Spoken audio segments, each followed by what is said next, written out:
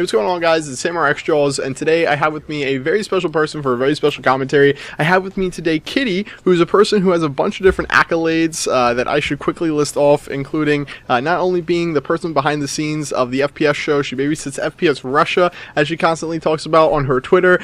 She also helps a ton of YouTube commentators, big YouTube commentators, small YouTube commentators, and everyone in between with contract issues, not only things like negotiating with networks like Machinima, but she also takes care of contract issues between commentators and companies like EA, Bethesda, Activision, lots of big companies that you guys are all familiar with. As I am now going to call her the queen of YouTube money, I have with me today, Paintball Kitty, to talk about all of these issues. I can hear her laughing in the background. Go ahead, bring your British voice onto this coming out video. What's going on? I just think that's the funniest intro ever. She does everything. She everything. She honestly. She makes sure we don't get screwed over. So no lie, Kitty. Before you start going off on all these awesome tangents that you're going to, that I can't wait to listen to, you and the viewers should hear from me that all the YouTube commentators talk about you, including Syndicate, T Martin, Woody. Well, I don't know about Woody because I haven't talked to him about it, but Syndicate, T Martin, OpticX, we all talk about you as like just this goddess who takes care of all our problems, all our legal issues, who will stop us from being slayed by the big bad networks and the big bad companies. You protect us, right? And that's how you're viewed. So why don't you talk about your take on all this and how... talk about whatever you want to talk about.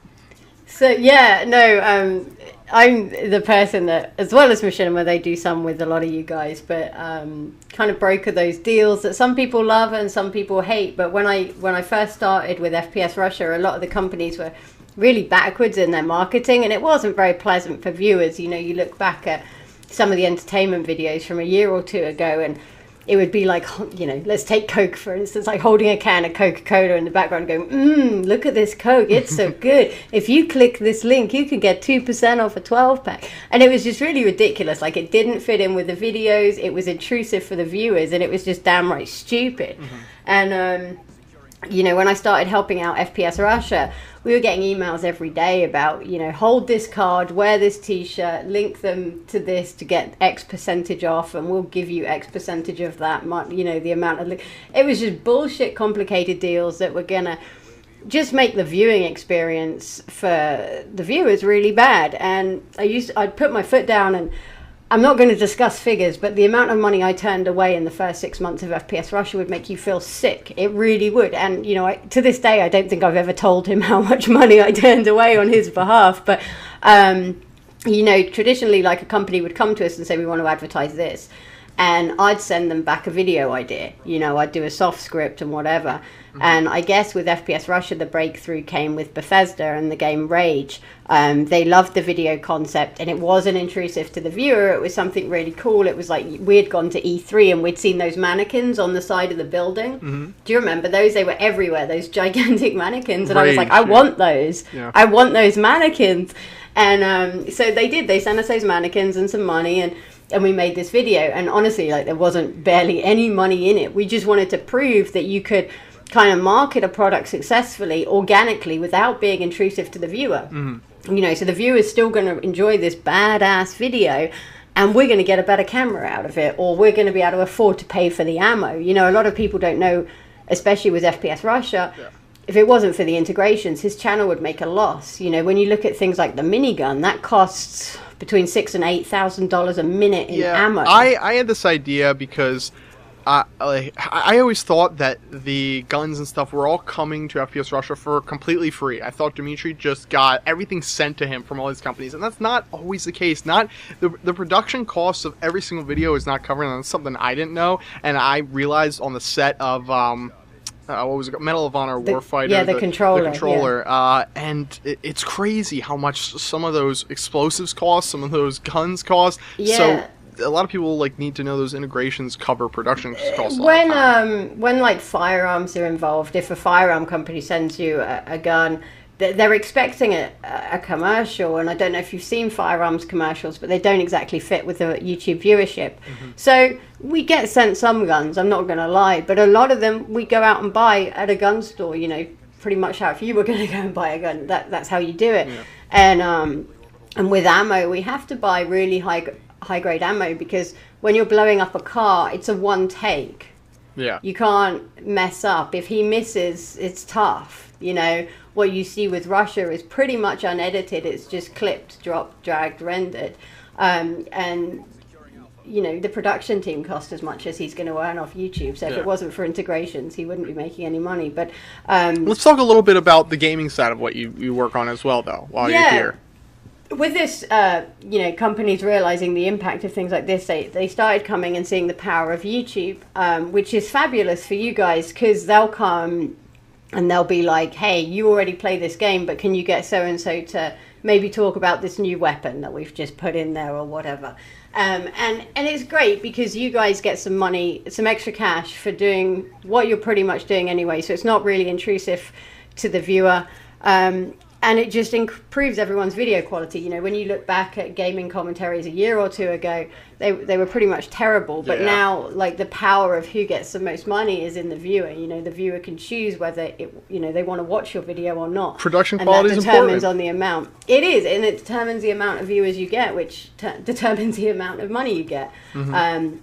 So it's like this completely community-driven industry, even though the viewer's not paying to watch your video. Mm-hmm. So it's like this really weird situation, because normally, you know, you pay for a good, you get it, but it's not the viewer paying for it. Yeah, it's weird and it's complicated. This whole thing's complicated. I mean, these gaming companies are going through you a lot of times because of how complicated YouTube marketing is to reach their target demographic. So you want to talk a little bit about, like, you know, what an average deal like is for you, or what an average deal is like for you when it comes to dealing with a company and also dealing with a commentator, because that's what you do. You're that middleman. I mean, it's this really hard thing, right? Because you guys, you play video games. You have no interest in business. That's why you're playing video games for a living. And I, by accident, by helping you guys out with contracts and stuff, kind of got involved as almost like a middleman. Do you regret it? Do you regret having to deal with us on a daily basis? When I'm working like 20-hour days, yeah, I do. Yeah, you don't like seeing a phone call from Sam xJawz on your phone.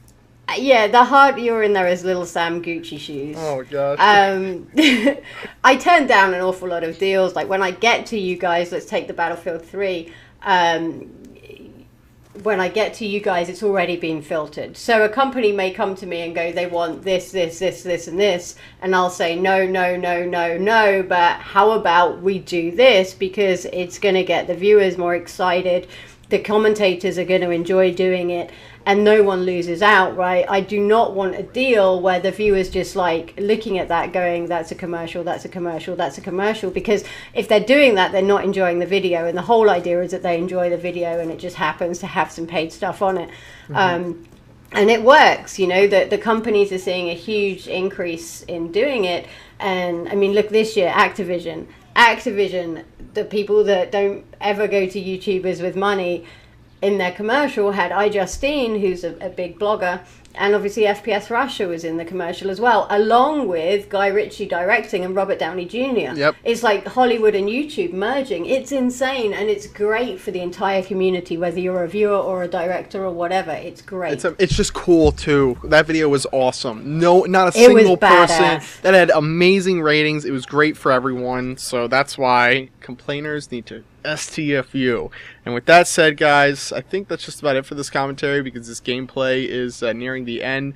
Kitty, thank you so much for coming on to talk about the stuff that you do and the things that you do, the person that you are, and I'd love to have you on again, and I'm sure my viewers would as well. Anything else you want to add in before the end of this video?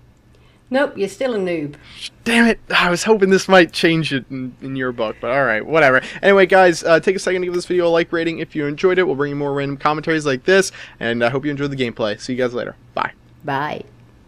Hey, what's going on, guys? It is Sam or xJawz, and right now I'm in the parking lot of a restaurant that I was just eating at with my family, and that's why I'm dressed like this, by the way. Signature red jacket. I got it for 50 bucks. People were saying, like, oh, design of this, design of that. Got it for 50 bucks. It was awesome. I love it. Thrift store popping, whatever, like Macklemore. Anyway, that's a tangent. Let's get off of that. Guys, the reason why I'm making a video right now in the parking lot of a restaurant I was just eating out with my family is because I got hacked. I just got hacked at dinner, and I got a text. I got a text that said, your Microsoft account activation number or whatever has been changed, and I was just like, that's odd. I checked my Twitter, and this guy is trying to hack me and trying to call me and get me to answer this blocked phone call. So I finally answer it, step outside, and what happened, I think is worthy of talking about in a video. That's why I'm making this. And normally I don't talk about when people try and hack me. What I'm saying is that this has happened like 3 or 4 times before, and I don't make a big deal about it usually, but I thought I thought this would be interesting to talk about. I step outside, and he says, yo, man, like, sounds like a gangster. Yo, man, I got your Twitter. I got your this. I got that. What you gonna do? What are we gonna do? Like, this is how I imagine him. I'm putting him on the camera for a second. Let's see how this works. I imagine him going like, all right, man, what you gonna do? What you gonna do? What you gonna give me? What, aren't you so upset? What are you gonna do? Give me an idea. And now that you have the picture in mind of like how I'm thinking about the situation, I say to him, here's what I'm going to do. I'm going to wait for you to spend $5,000 of my money in PayPal, or I'm going to wait for you to buy something with my American Express Platinum card, or I'm going to wait for you to do something illegal, because then I'll care about the situation. Then it matters. But until then, I'm not going to waste any of my time focusing on a hater, because I barely have enough time to respond to all the positive messages and DMs and awesome stuff I see on YouTube. To waste a damn second of mine on a hater, someone who's an asshole, why would you do that? It just says a lot about him that he didn't come to me and be like, dude, you got a lot of security issues. If you gave me like a couple $100, I'll be your security guy. Like, oh, I'll take care of all your shit. I would have been like, dude, yeah, you got a job. But no, he came at me and was like, dude, you need to give me money. You need to give me... Oh, he asked for promotion on the phone. What are you going to do? How much are you going to promote me? He wants Twitter followers? Dude, I went to his Twitter. He bought Twitter followers. That's the funniest thing. He bought 200,000 fake Twitter followers, 218,000 Twitter followers. And when you actually go to his tweets, no one responds to them, and no one else tweets. So it's a pretty lonely life he's living. Anyway, tonight this hacker got the best of me, rattled me up. Not enough to care about him, but just enough to care about the topic to make a video. He's gonna be dealt with. Don't worry about me. I don't want anyone to leave in the comments of this video, are you okay, Sam, from the hacking. He didn't get my Twitter. He didn't get my YouTube. He got, like, this other Twitter that I used to use. He got another YouTube channel I used to use, a PayPal that has no money and is locked already. He didn't get really access to anything other than some credit cards. And I'll be fine. Don't worry about me. Anyway, that's it. Sorry. I'm going to start rambling if I keep, making this video any longer. So I'm going to end it here, guys. I've been doing well. I've really been enjoying putting up videos on my channel, and that's not rare, but man, it definitely does feel like there was a break, like a 3 to 6, maybe 9 month Modern Warfare 2 or Modern Warfare 3 break of me really enjoying making videos, and now I'm enjoying them again. So thank you guys. Thank you for that. Thank you for being awesome. Thank you for clicking the like, rate, comment button. I feel like a fucking whore when I mention them, but guys, it's the best way to support any YouTuber that you like, any videos that you like, any more videos that you want to see more of on my channel, that kind of stuff. Clicking the like, rating button, commenting, leaving some constructive criticism even, and as always, subscribing if you don't already subscribe to me is always a great way to get more of that videos, or get more of those kind of videos. I do pay attention to the videos that you guys like the most, and the ones you don't like, and trust me, I take down videos if, like, 10% of people don't like them. I want there to be 100 to 1 like-dislike ratio on every video, and that's not an instruction for you guys, that's a standard for me. So if you guys like a video, show it some support. Anyway, that's pretty much it. I'll catch you guys later. Have a good one. Bye. Hey, what's going on, guys? It's Samurai xJawz, and about 10 minutes ago, I found out that a good friend of mine passed away. Found out that a good friend of mine was killed. His name is Keith Ratliff, and he is the weapons expert for the behind-the-scenes stuff on FPS Russia's show, the FPS show. And I got to know him over the course of 4 days at the set, or on set, of The Controller, Medal of Honor Warfighter, the online reality show I was on a couple months ago, a month or two ago, I guess. And I didn't just see him a couple times on set. There were probably 50 people on set, including the cast and crew, people from the production company, and also people from the behind the scenes stuff on just the FPS show. But I spent more time with Keith than anyone else did on set that week, it felt like. I definitely spent more time with him than I spent with anyone else on set, including the other cast members, other crew members, and I can say now that I'm really thankful that I did spend that time with him, because he was such a great guy. He was such an awesome guy. Let me tell you guys about Keith. He was the cheeriest person on set. He had a smile on wider than anyone else's at all times, and it was while he was hobbling around on crutches because he had really badly hurt his knee for the second time. And while I was there, things actually got really, really bad with his leg, and it started swelling up and all. And I didn't see his smile fade one bit. I didn't see his demeanor change at all. He was still the nicest, coolest guy I knew on set. He, the first night, he took me to dinner, and we just talked, and he treated me like an equal. He bought me a great meal at a great Mexican restaurant, and it might not have been the first night. I can't remember exactly, but those details are minor, obviously. He bought me dinner and just sat there and talked to me and wanted to, I don't know, get to know me, and I wanted to get to know him. He was such a cool guy with such an awesome background and weapons, and he has all this knowledge, and just, it felt like someone like him, 9 times out of 10, would not take 2 seconds to acknowledge me or to talk to some kid on set who didn't know a thing about guns. But he didn't care that I didn't know anything about guns. He didn't care that I was different, that I was young, that I was the youngest person on set, and I had never shot a gun before going down there. I was pretty out of place, and at a time and in a place where I felt really out of place, he made me feel not so out of place. He even took me to the gun range to, quote-unquote, help me get an upper hand on the competition. He wanted to help me get better with guns. He took me, like I said, to record some videos at the gun range where FPS Russia shoots a lot of his guns. And it like was just such a cool thing. And I can't stand thinking about this, because I meet so many people, and I don't think I've ever met someone who is so constantly just like upbeat and cracking jokes and being nice to people. I never met someone who was like that, especially to someone like me. And man, it sucks to see someone like that go. It really does.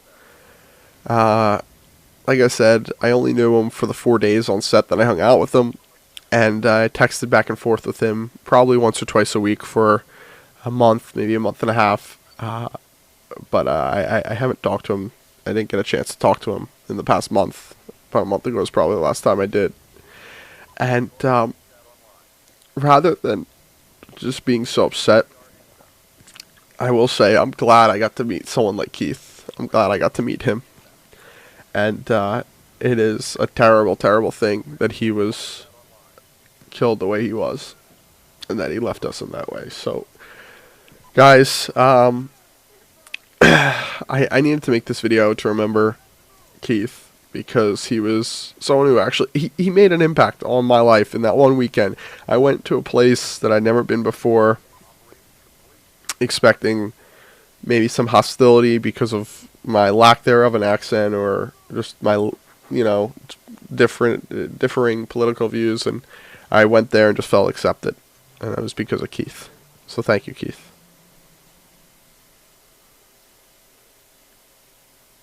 Hey, what's going on, guys? It is Sam, or xJawz, and I'm here in the Minneapolis airport getting ready to board my flight for Las Vegas. I'm going to the CES Expo. For those of you guys who don't know, it's the Consumer Electronics Show held in Las Vegas every single year. It's the biggest one in the country. I don't know how much gaming stuff is going to be there. I'm actually going there for a non-YouTube related business venture, not related to my YouTube channel at least. I'm going to be going out there to meet with Mozzie, who's a friend of mine who runs Lil Wayne's social media. Who else? I might get to to meet Lil Twist and Cortez Bryant and record some footage when I do meet them. Cortez Bryant, if you guys don't know, is the guy who manages Lil Twist, Lil Wayne, Nicki Minaj, Drake, a bunch of really awesome artists. Really awesome guy who I look up to a ton. I don't know, I'm just going to Vegas sort of spur of the moment and making this video because I wanted to ask you guys how much vlog content you guys want to see from CES. Do you guys want to see like a daily vlog? Do you want to see me actually cover stuff like Woody's Gamertag does that's coming out soon in the near future, like different electronics, consoles? Like I said, I don't know how much gaming stuff they have there, so I don't know how much gaming stuff I can really cover. But it's up to you guys, you know, really how much vlog content I do. If I see you guys really showing these videos a ton of love, hitting that like button, that favorite button, sharing the stuff with your friends, or just leaving me nice comments, honestly, constructive criticism and stuff like that means a lot and says, like, you guys actually pay attention to the video and actually want me to make better stuff for you, because at the end of the day, if you guys are giving me good feedback, I can make twice as better, or twice as good videos. So, guys, people are starting to look at me like I'm crazy, so I'm going to get out of here. But anyway, if you enjoyed this video, please take a second to give it a like rating. Let me know if you guys want to see a day in the life of xJawz from Vegas. Maybe I'm here in final boarding call for my flight. I'm gonna have to run, but maybe I could do. I'm thinking a daily vlog, possibly. Hit the like button if you guys want to see a daily vlog from me every single day from Vegas, from CES. If we could hit, let's say 8,000 ratings, I'll do a daily vlog, and that's going to take a lot of commitment from my end, but if you guys hold up your end of the deal, I'll hold up mine. So that's pretty much it, guys. Follow me on Twitter if you want up-to-the-minute updates on what I'm doing. I'm going to go try and catch my flight. Hopefully I don't miss it. Wish me luck. I'll see you guys later. Bye. Hey, what's going on, guys? It is Sam or xJawz, and I am out here in beautiful sunny Las Vegas right now, recording my first Vegas vlog.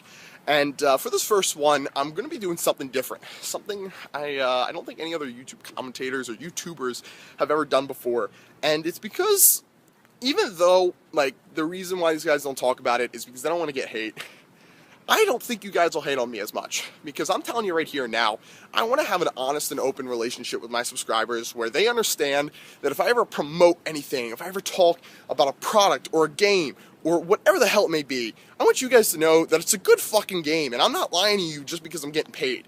I've never accepted a deal for a game or anything that I thought was subpar, and I've always told companies straight up that their product sucks if it does, and that's why I don't want to work with them.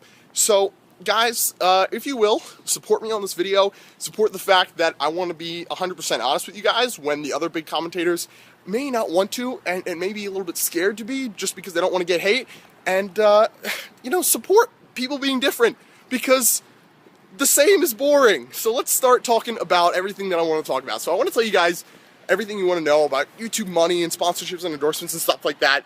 But specifically, I'm going to talk about the ones I have, because I can tell you right now, I like talking about all the sponsorships I have because they are all great companies, and I've hand-selected the ones I do want to work with and thrown out all the ones I don't want to work with. So, number one, my headset sponsor. By the way, I'm not leaving any links to them in the description of this video. I'm not going to show you where to buy it. This is not a video where I'm promoting anything. It's a video where I'm explaining to you guys my sponsorships. Keep that in mind. So I'm going to talk good about the products, but that's just because I'm trying to explain to you guys that I don't promote shitty products. I will never work with a company that has a shitty product, even if they offer me double the amount of money, and that has happened before. So, number one, headset sponsor, Astro Gaming.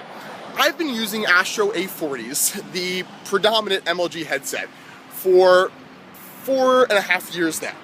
I've only been sponsored by them for like a year and a half. So clearly, you understand that I've been using their product and talking about it on my channel. I uploaded a video like 2.5 years ago, unboxing the A40s. Clearly you understand, I didn't start promoting them and talking about them just because they sponsored me and just because they were a headset company. Sorry. Alright, now I can talk again. I didn't start talking about them, let's sit down, just because they are a headset company willing to pay me. Trust me, there are a lot of headset companies willing to pay me. But they're a headset company that makes the best headsets, and they're a company I love working with and talking to the people from. They're all great people, and they do, in my opinion, make the best quality headsets. Next, controller sponsor. So there's about 1 billion controller sponsors out there, and I think you guys know, I've heard, like, Imagine customs this, and Paintball customs that, or this and that, and we got paint, so we got LEDs, so we got the works. My controller sponsor is a little bit different than the other controller sponsors.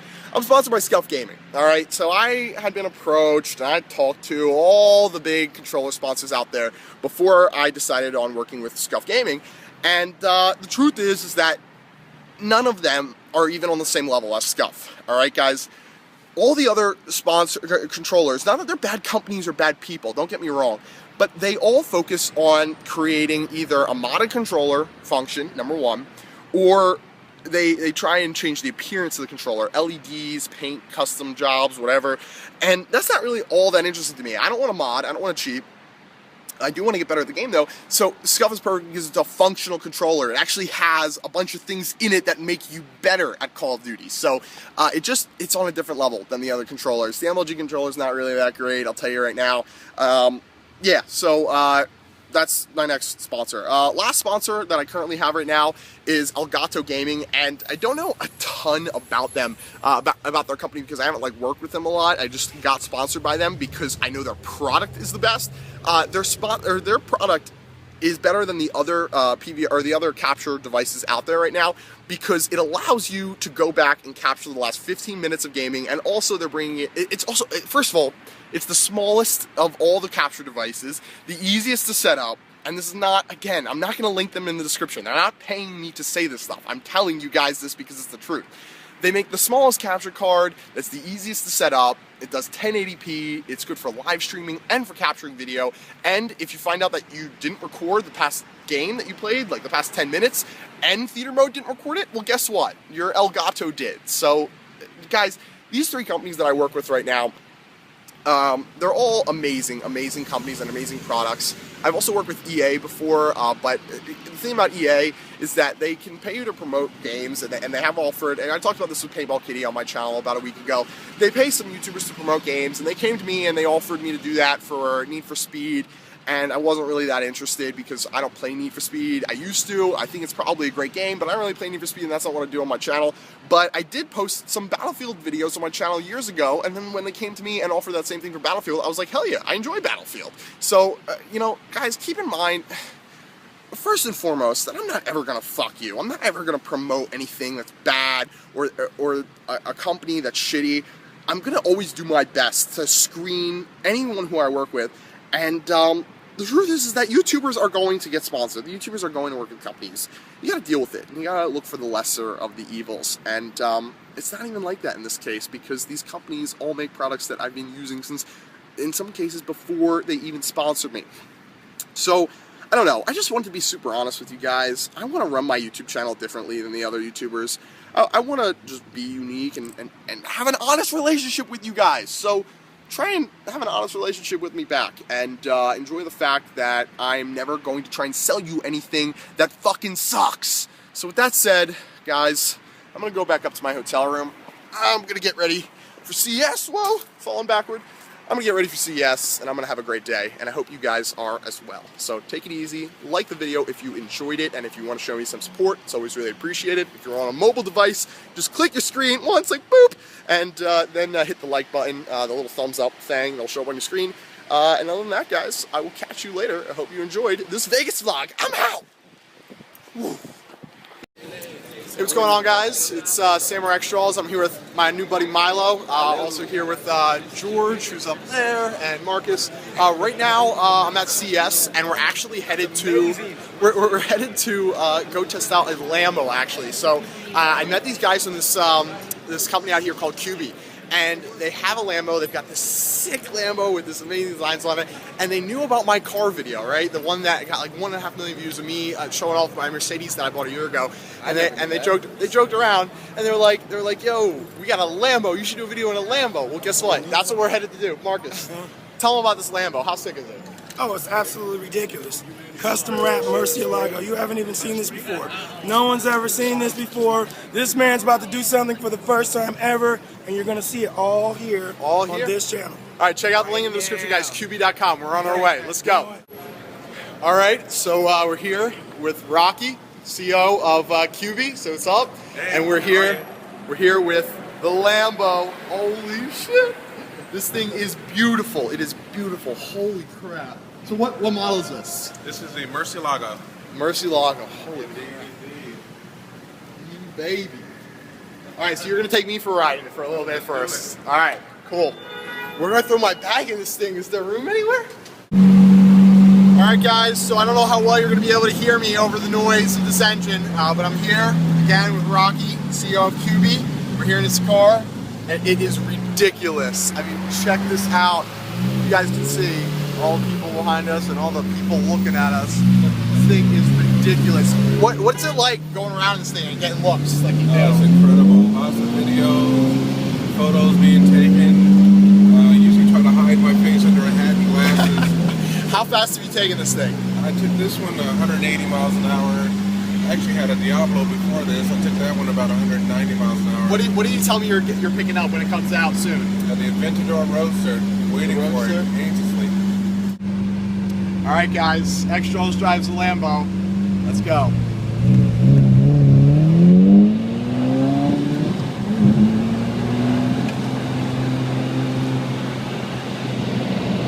This thing is beautiful.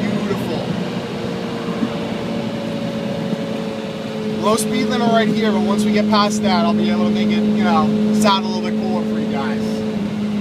Alright, what's going on guys? This is Samurai xJawz, and the speed limit just went up to 45, so I guess we're going up to 45.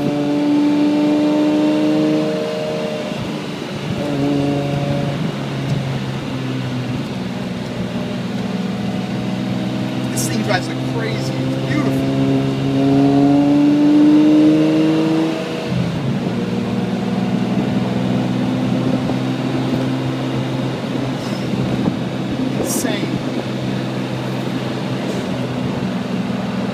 Huge thanks to QB and Rocky, the CEO of QB, for hooking me up and letting me drive his car. Guys, check out QB. There's going to be a link to their channel in the description below, or in the link or in the description below, and their website, QB.com, QBpress.com. Go check it out. Rocky, huge thank you. I'll turn the camera now on you. Thank you so much for letting me do this. And guys, we'll see you later. Bye.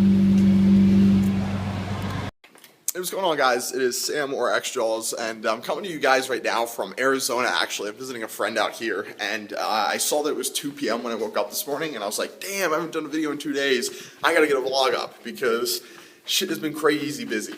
So, we're gonna take a walk now, and we're gonna talk about what I've been up to the past couple days, what I got planned for the next couple days, and when I'm gonna finally get home, because I don't even know that question, or the answer to that question. So, let's go. I'm gonna start walking left. Okay, so, like I said, right now I'm out in Arizona visiting a friend. 2 days ago, I got here from Vegas. I was out in Vegas hanging out at CES with people like Lil Twist, who is one of the artists signed to Young Money, along with Lil Wayne, or it was signed with Cortez Bryant, managed by Cortez Bryant, along with Lil Wayne, Nicki Minaj, and Drake. I also got to hang out there with Fari's Movement and a bunch of other people, and I thought I'd talk about that here for a second because a lot of people were wondering, how the hell did you get to hang out with these celebrities? It got hooked up by a friend of mine, Mozzie, who I'm going to link his Twitter in the description of this video. Mozzie manages the social media for Lil Wayne and a bunch of other awesome artists. He's got a company called Hipset that he started out of San Francisco. It's really, really awesome. He used to work at Ustream. He was on the founding team at Ustream and was the head of VIP support there for artists like Wiz Khalifa, Soulja Boy, all these awesome people. And I've been working with him on a my YouTube channel related business venture, and that's something I actually can't talk about, and it's something that's going to be a part of my life for probably the next 6 to I don't know how many months. It could be for several years, and at some point I definitely will be able to talk about it. But as you guys know, when you're starting up a business, if you're trying to do something really cool that other people aren't doing, you can't be talking about it. You can't be giving away all your secrets. So for now, all I can say is that I'm working on a business venture, and soon enough you guys will know what it is, and trust me, you'll think it's awesome when you find out. So anyway, let's talk about some other stuff. Sun's a little too bright, let's walk the other way. So, what am I doing now? Well, tomorrow I'm going to Vegas again to actually go to an FPS Russia video shoot. Gonna go see Dimitri, gonna go see Kitty, and I'm also gonna see another friend of mine, Kyle, who's flying there, Kyle Barber from LA. Don't stalk him on Facebook now that I said his last name. I feel bad now, but anyway, gonna go hang out with him, Kyle, in Vegas for a couple days. Probably gonna stay there till Friday. I don't know when the FPS Russia video shoot ends, but that should be probably earlier than Friday, so I'll get to hang out with Kyle for a couple days, and then I'm headed to San Francisco again to go see Mozzie and the other people from Hipset and work on this other business venture. So I don't know how long it's going to be before I get home, but I only plan to go to Vegas. I didn't plan to come to Arizona, didn't plan to go back to Vegas, didn't plan to go to San Francisco. So my car's sitting at the airport racking up a lot of parking fees that I don't know when I'm going to get the chance to clear. So I don't know, that's pretty much what I've been up to, guys. I've got some commentaries ready to go up very, very, very soon. I apologize. I've been only able to upload vlogs since I left. I'll get those up as soon as possible. But oh my gosh, look at this fucking view. Can you guys see this? The mountains and all. This is insane. Oh God. I've been thinking a lot about moving lately.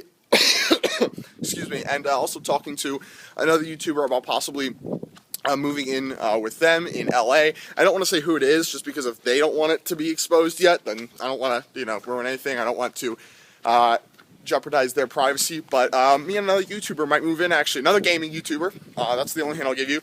Might move in together in LA, and that could happen as soon as February 1st. So I'll let you guys know all the details about that. I've been great. I hope you guys have been great.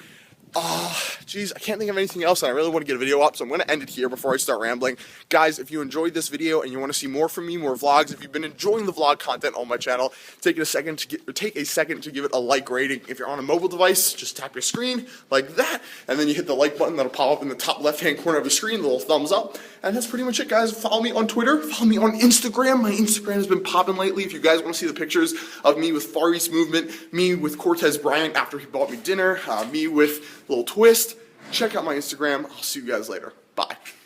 Hey, what's going on, guys? Samurai xJawz. I hope I don't look like a douche in these glasses. I'm here with Mozzie, and we are out here at the new cribbo. The Airbnb cribbo. The Airbnb cribbo. So if you guys don't know, Airbnb is a service that you can get awesome houses with. Instead of having to worry about hotels, you can just rent from other people. And check this place out we got from Airbnb. Lil Twist and a special guest will be getting here very soon. In the meantime, I don't know if I'll be able to get content when they do get here, so I thought I would record a video for you guys. Check out this backyard. It is fucking amazing. This place is 3 stories high. It's got you got an infinity pool. An infinity pool. Fucking water right there. It is. And we just got really fucking lucky. Shout out to Airbnb. Shout out to Airbnb. Tweet Airbnb and say they have a fucking awesome service because they hooked it up. Look at this. They made it happen. I'm checking out. I'm walking on the infinity pool right here. Whoa. I'm gonna see if I can test the waters here. Oh, and I can walk on this ish. Woo. Yeah, I love them strippers. Yeah, I love them strippers.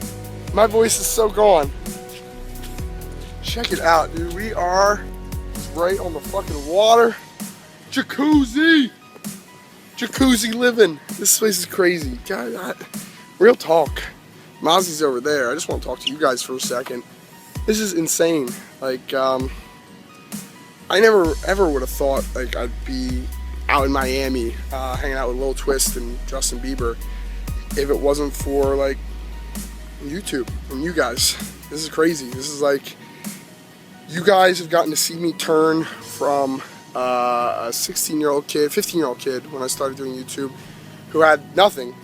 No money, no friends, no social abilities, no confidence, into someone who enjoys every single day of their life and who wakes up just feeling blessed.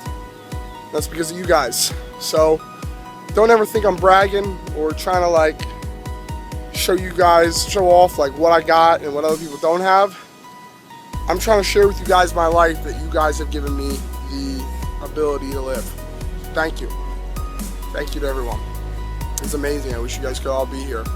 Speaking of which, if you're in Miami, let me know. Twitter, Instagram, links in the description below. Check out some pictures of me with the fam here. And I'll catch you guys in a bit. See you guys later. Bye. Hey, what's going on, guys? It's Samurai xJawz, and today I want to talk to you guys all about how I'm going to be moving to Georgia in a couple days. As you can tell by the title of this video, I'm going to be moving in with FPS Russia and Paintball Kitty in Georgia. This is something that I haven't talked about before on my channel yet, because really it's only been in the works for like a week and a half now, and was really unexpected, to be honest, to me, until just, like I said, a week and a half ago. So I'll explain how it happened, what's the deal, and I'll talk a little bit about what I think about moving in this commentary, just because that's a whole new thing for me, and I guess we'll get into that right now. So how did this all come up? Number one, this came up because I was looking to move out to LA. But number two, this came up because I was looking to move out of the house. That's why I say I was looking to move out to LA. Number two, I was talking to another YouTuber. Now I'll announce it, Willie Rex YouTube. If you guys know him, he's a Spanish commentator, which is really interesting because of that reason. Most of you guys probably don't know who he is. He does commentaries just like I do, but in Spanish, and he's got hundreds of thousands of people who are Spanish-speaking natives or native Spanish speakers who watch his videos, and me and him were going to move in together, actually. But because I can't get my crap together, I was traveling so much, and we couldn't really connect out in Los Angeles to look at places. I got an offer from Paintball Kitty to move in with her and FPS Russia. So I decided, that sounded like a much more appealing offer because number one, it's cheaper. Number two, it's a lot easier. I don't have to do a bunch of paperwork and all this crap. And number three, it's freaking awesome. Like, holy crap. Like, I thought LA would be fun, but man, I realized like Georgia is a perfect transition because I'm going to get to move in for the first time like on my own and sort of have someone to support me, kind of, I'm gonna say. And yes, I'm thinking of Paintball Kitty right now. Like, she is gonna babysit me, I'm sure, just like she has babysit FPS Russia, Whiteboy 7th Street, Optic J, a bunch of other people in the past. I'm looking for her to babysit me, so that's kind of an awesome reason why I'm happy to move out there. What else? I mean, it's gonna be awesome if I can make videos with Dimitri while I'm out there for my channel, not his. That would be freaking awesome. We'll see if I get any really good ideas. I'll ask him. If not, I'm not going to ask him to be in a crappy video of mine because it'll get more views with his name in it. I want to actually come up with awesome content I could make with him if I'm going to do anything. And yeah, I mean, I'm just super excited for this whole thing, guys, because like I said, this is going to be sort of my first time moving out of my house. I moved out for college, yes, but that was only for 2 months. I was an hour from my home. I had my car so I could drive back and forth whenever I wanted on a moment's notice and just be home within an hour. It really wasn't moving out, you know what I mean? I moved a bunch of clothes over there, but it wasn't moving out. And I guess in that way, like in that regard, this sort of isn't moving out either, but I'm going to be living on my own for the most part for 2 to 3 months is really what I'm estimating here. It'll take me 2 to 3 months to find a place in LA. And then I will eventually move for reals out to LA. So, it started a year ago with me moving just an hour from home. Now I'm going to move like an 8-hour drive from home. And then after that, I'll move all the way across the country and take that final step and move like a 50 or 75-hour drive from home. I don't know what it is. But it's farther away, much farther away than Georgia is, the area in Georgia where I'm going, which I will not be disclosing because FPS Russia, I assume, likes his secrecy, his privacy, and I will not be revealing his location or where I will be while I'm out there. If you do see me while I'm out there, say hi, say what's up. For show, going to be going down to the Atlanta airport on Tuesday morning. So if you're in the Atlanta airport, I guess tweet me and I'll meet up with you and say hi, whatever. But yeah, other than that, oh geez, what is there to talk about? I didn't know if I wanted to talk about for this commentary, this topic, but I guess I'll touch on it because we're only 5 minutes in, and I feel like I was cheating you guys if I made just a 5-minute commentary. I'm going to be moving in with a girl in Georgia, and my parents don't know that, which is interesting. I don't know what is going to come of this. I met a girl out in Las Vegas who I really like, and I want to move in with her, and I just, she's in a bad living situation in Florida. She wants to move in with me, and I offered. So that's going to happen. And we're going to live in Georgia, in Kitty and FPS Russia's lake house, which is like a 1 or 2 bedroom apartment, basically. That's a lot cheaper than a 1 or 2 bedroom apartment would be in LA. It's going to be a sweet living situation. And I'm going to live with a girl for also the first time ever. It's a lot of firsts going down to Georgia. We'll see. We'll see what happens. We'll see what it's like. We'll see how much fun or not fun I have. This is an interesting chapter of my life for sure. A lot of crazy stuff has happened over the past few weeks. I really can't wait to do some commentaries about my trip to Miami and meeting Justin Bieber, stuff that we did out there, what he's like, all sorts of different stuff. Do me a favor, guys, wrapping up this commentary here. If there's any topics that you really want me to cover, leave in the comment section of this video, just like you would leave a video for like Hutch's series, like So You Think You're. Leave just, you know, a title of a video that you would want me to do. Like xJawz talks about his girlfriend, or xJawz talks about you know, moving to Georgia, that sort of thing. But xJawz talks about whatever it is you want me to talk about, or just, it doesn't need to be xJawz talks about, it could be anything. Just let me know what sort of topics you want me to cover. Leave it in the comments as like a title, and guys, go through. And also, if you're not leaving comments, or if you are, also do this: like the comments that you see that are sweet titles or sweet video ideas that you want me to do, and then I can go through there and I can easily pick out like the ones that you guys really want me to do, that have a lot of likes, and I can do them for you, because that's pretty easy for me. But the easy part is making videos. The hard part is coming up with the ideas for them. You know, I think I struggle a little bit less than some other YouTubers who, you know, have to make a lot more videos in order to sustain their, you know, monthly income, what they need to live on.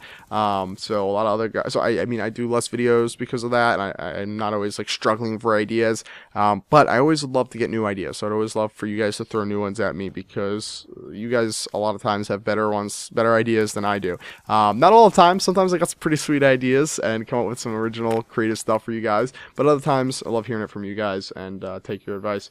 I will shout you out if I use your idea. Other than that, guys, be sure to give this video a like rating if you enjoyed it and you want to see more like it. Be sure to subscribe to my channel if you're new here and you want to see more awesome videos from me. I do all sorts of stuff, from gaming videos to vlog videos to videos of me talking about meeting Justin Bieber, which will be a video coming very shortly for you guys on my channel. Yeah, anyway, in the meantime, follow me on Twitter. Link to my Twitter and my Instagram will be in the description below. I got some awesome pictures up on Instagram you guys should check out. And that'll be pretty much it for this commentary. So yeah, guys, I'm going to Georgia. Wish me luck. Bye. Hey, what's going on, guys? It's Samurai xJawz, and today I want to talk to you guys about a topic that not a lot of people have talked about on YouTube. Not a lot of big commentators, I don't think, at least, have touched on, and that is the topic of why I left Machinima. I'm going to talk about YouTube networks a lot in this commentary, my view on them, and some views/opinions that have been molded, like views/opinions of my own, that have mostly been molded by talking to other YouTubers and people behind the scenes. The biggest influence would probably be Paintball Kitty. Me and her, because I'm now in Georgia with her and Dimitri, aka FPS Russia, me and her have been talking about, why I left Machinima and whether or not I should go back, whether or not I should go to this network, that network, or the other network, whatever the case. And she's really told me a lot of really valuable stuff. I asked her if she wanted to do a dual commentary. She didn't really want to. So today I just thought I'd tell you guys why I specifically left Machinima, and also what a lot of people are thinking about Machinima at this point in time, like commentators. So pretty much the reason why I left Machinima is because I got a call about a month after almost everyone else who got pay cuts got a call. I got a call about a month and a half maybe afterward, and they said, hey, you started getting too many views or whatever, your CPM dropped below the threshold or whatever, now we're going to have to also give you a pay cut. And I thought to myself, I've been with Machinima for a really long time. It's been great. I love the company. I love everything that they've done for me. We've had a really mutually beneficial relationship where I've helped them grow. They've helped me grow. And, with all that said, just because I have a good relationship with them doesn't necessarily mean that they're the best place for me. So I just sat back because I had an opportunity now to get out of a 2-year contract that I signed about 7 or 8 months ago. I decided, I'll look at some other networks and I'll take a break from monetizing my YouTube videos. Like this video right now, when I'm putting it up, it's not going to have ads on it, because I don't need the money. And I would rather be with a network that is not just going to give me the highest CPM, which is what most people are going for. And I'm not necessarily hating here. I'm just saying that's what most people are looking for. I am looking for a network that's going going to help me increase the quality of my videos a lot. It's going to help me with production, because rather than get a high CPM on every video that I put out, a higher CPM maybe by 20 or 30%, and me not really being able to increase my productivity on YouTube, I would rather have a network that says, hey, we're going to help you make twice the amount of videos than you were making before, because we've got guys who'll edit these videos for you, and we've got guys who will shoot these videos for you, and help you with your audio and your video, and we can give you cameras to borrow. That is what I want to hear from a network these days, because guys, as you can tell with my channel over the past month or so, or if you've been watching me for a while, I've been changing over from just a gameplay YouTuber who just talks purely about Call of Duty to a much more personality-based commentator, because that's what I want to do. I want to be able to talk about things that I care about and opinions I hold, and that's just the way I want to run my YouTube channel. I've been saying that for a month or two now, or 3, I don't know. But anyway, you guys get it. So there's other networks out there, not IGN's not one of them. There's other networks out there that help you with all that stuff. The networks that Freddie W and Kasim G look at, and Corridor Digital, and just big song parody YouTubers, anyone like that. And those are the guys who I want to talk to right now, and am talking to. People like The Collective, Big Frame, IGN too. But I can't believe I'm talking about all this. Let me pause for a second. In case you guys didn't know, no one talks about this. I'm not breaching any contracts, and neither are other YouTubers, but I'm just putting it all out on the table for you guys. I guess because I think a lot of people are interested in it, and if a lot of people are interested in it, someone should be talking about it, because I don't really feel wrong telling you guys about all the stuff that I'm thinking about, because it feels shady if I can't tell you guys oh, this is a big deal, I'm thinking about what network to go to, because that is a huge deal, and in the end that's going to affect my content, and I think it's something a lot of people are interested in. So I know a lot of people are going to say in the comments section of this video, why are you talking about business and stuff like that?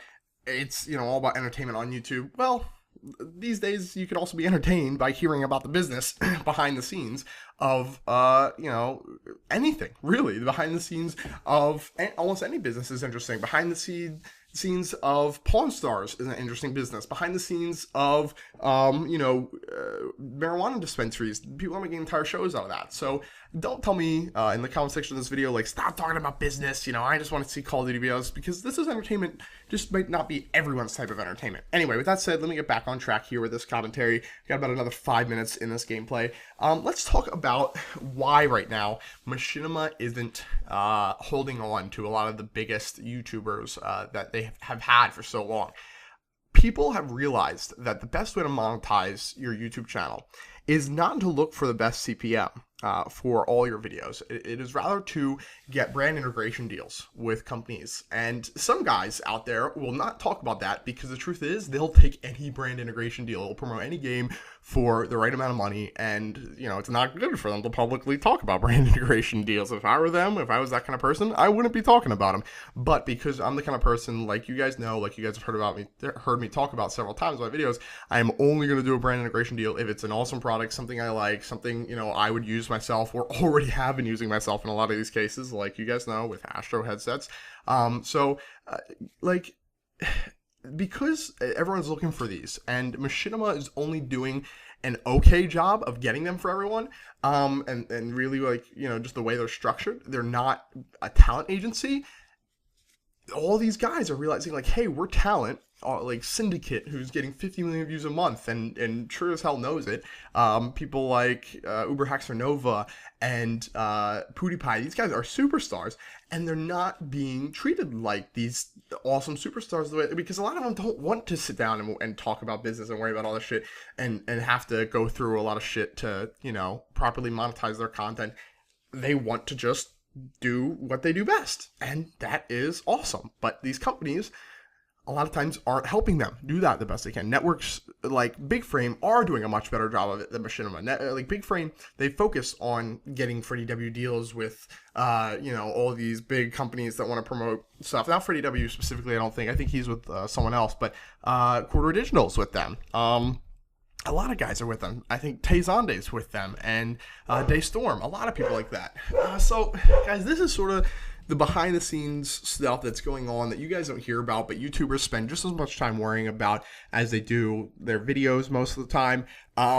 It's really, guys, it's really true that, people put on a front and pretend like this stuff isn't like being talked about on Skypes and emails and stuff behind the scenes, but it totally is. So I thought I'd tell you guys about it.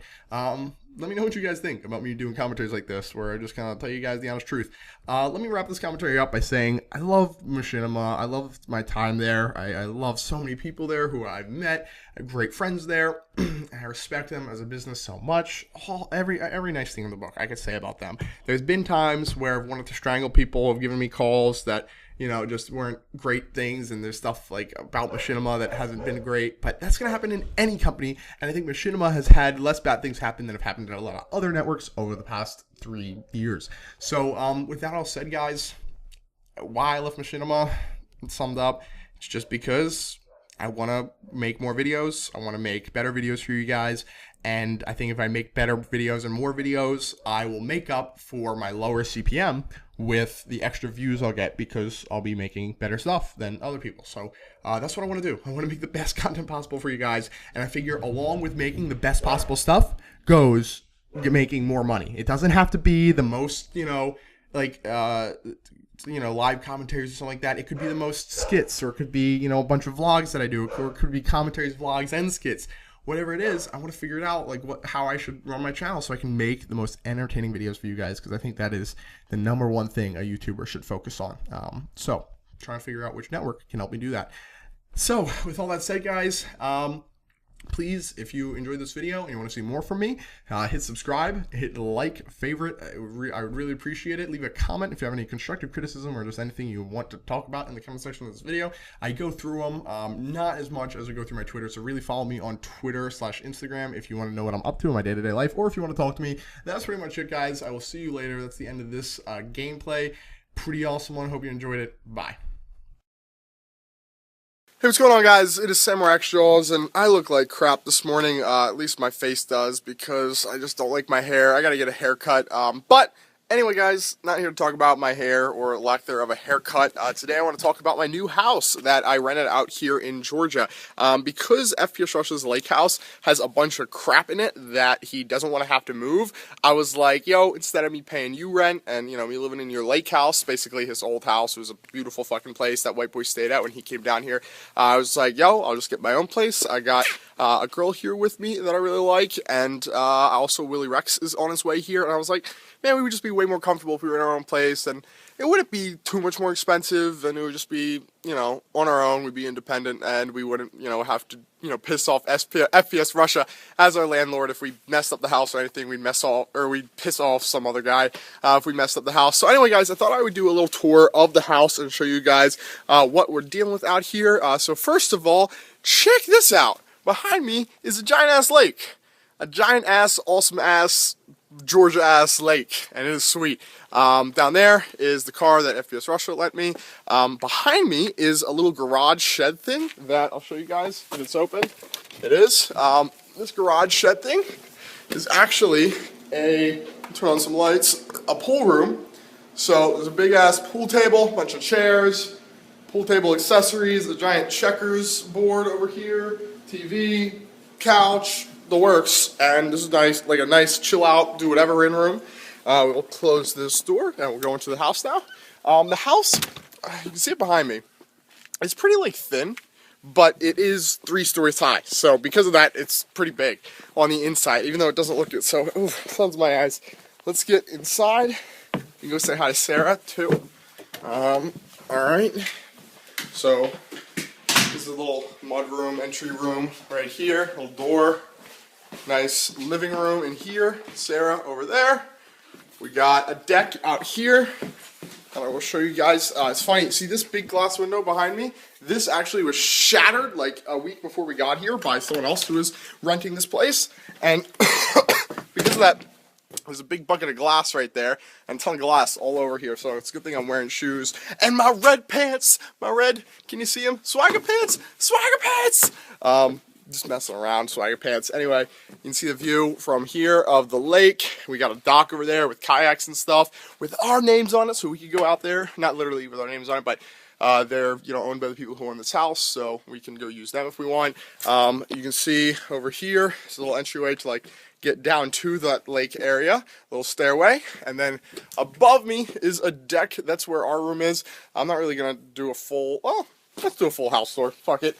We'll go downstairs in the basement really quick, reach mine, go in the basement. She probably thinks I'm crazy. I'm gonna go down here. Alright, check this out. We got one little bedroom right here. This is like a nice kid bedroom. It's got one twin bed, two twin beds. So if we have any kids stay over here, I don't know, T. Martin and Jericho, they could sleep there. A big ass guest bedroom. Actually, no, I think this is going to be not a guest bedroom, but Willie Rex's bedroom. And then over there, a bathroom, a full bathroom.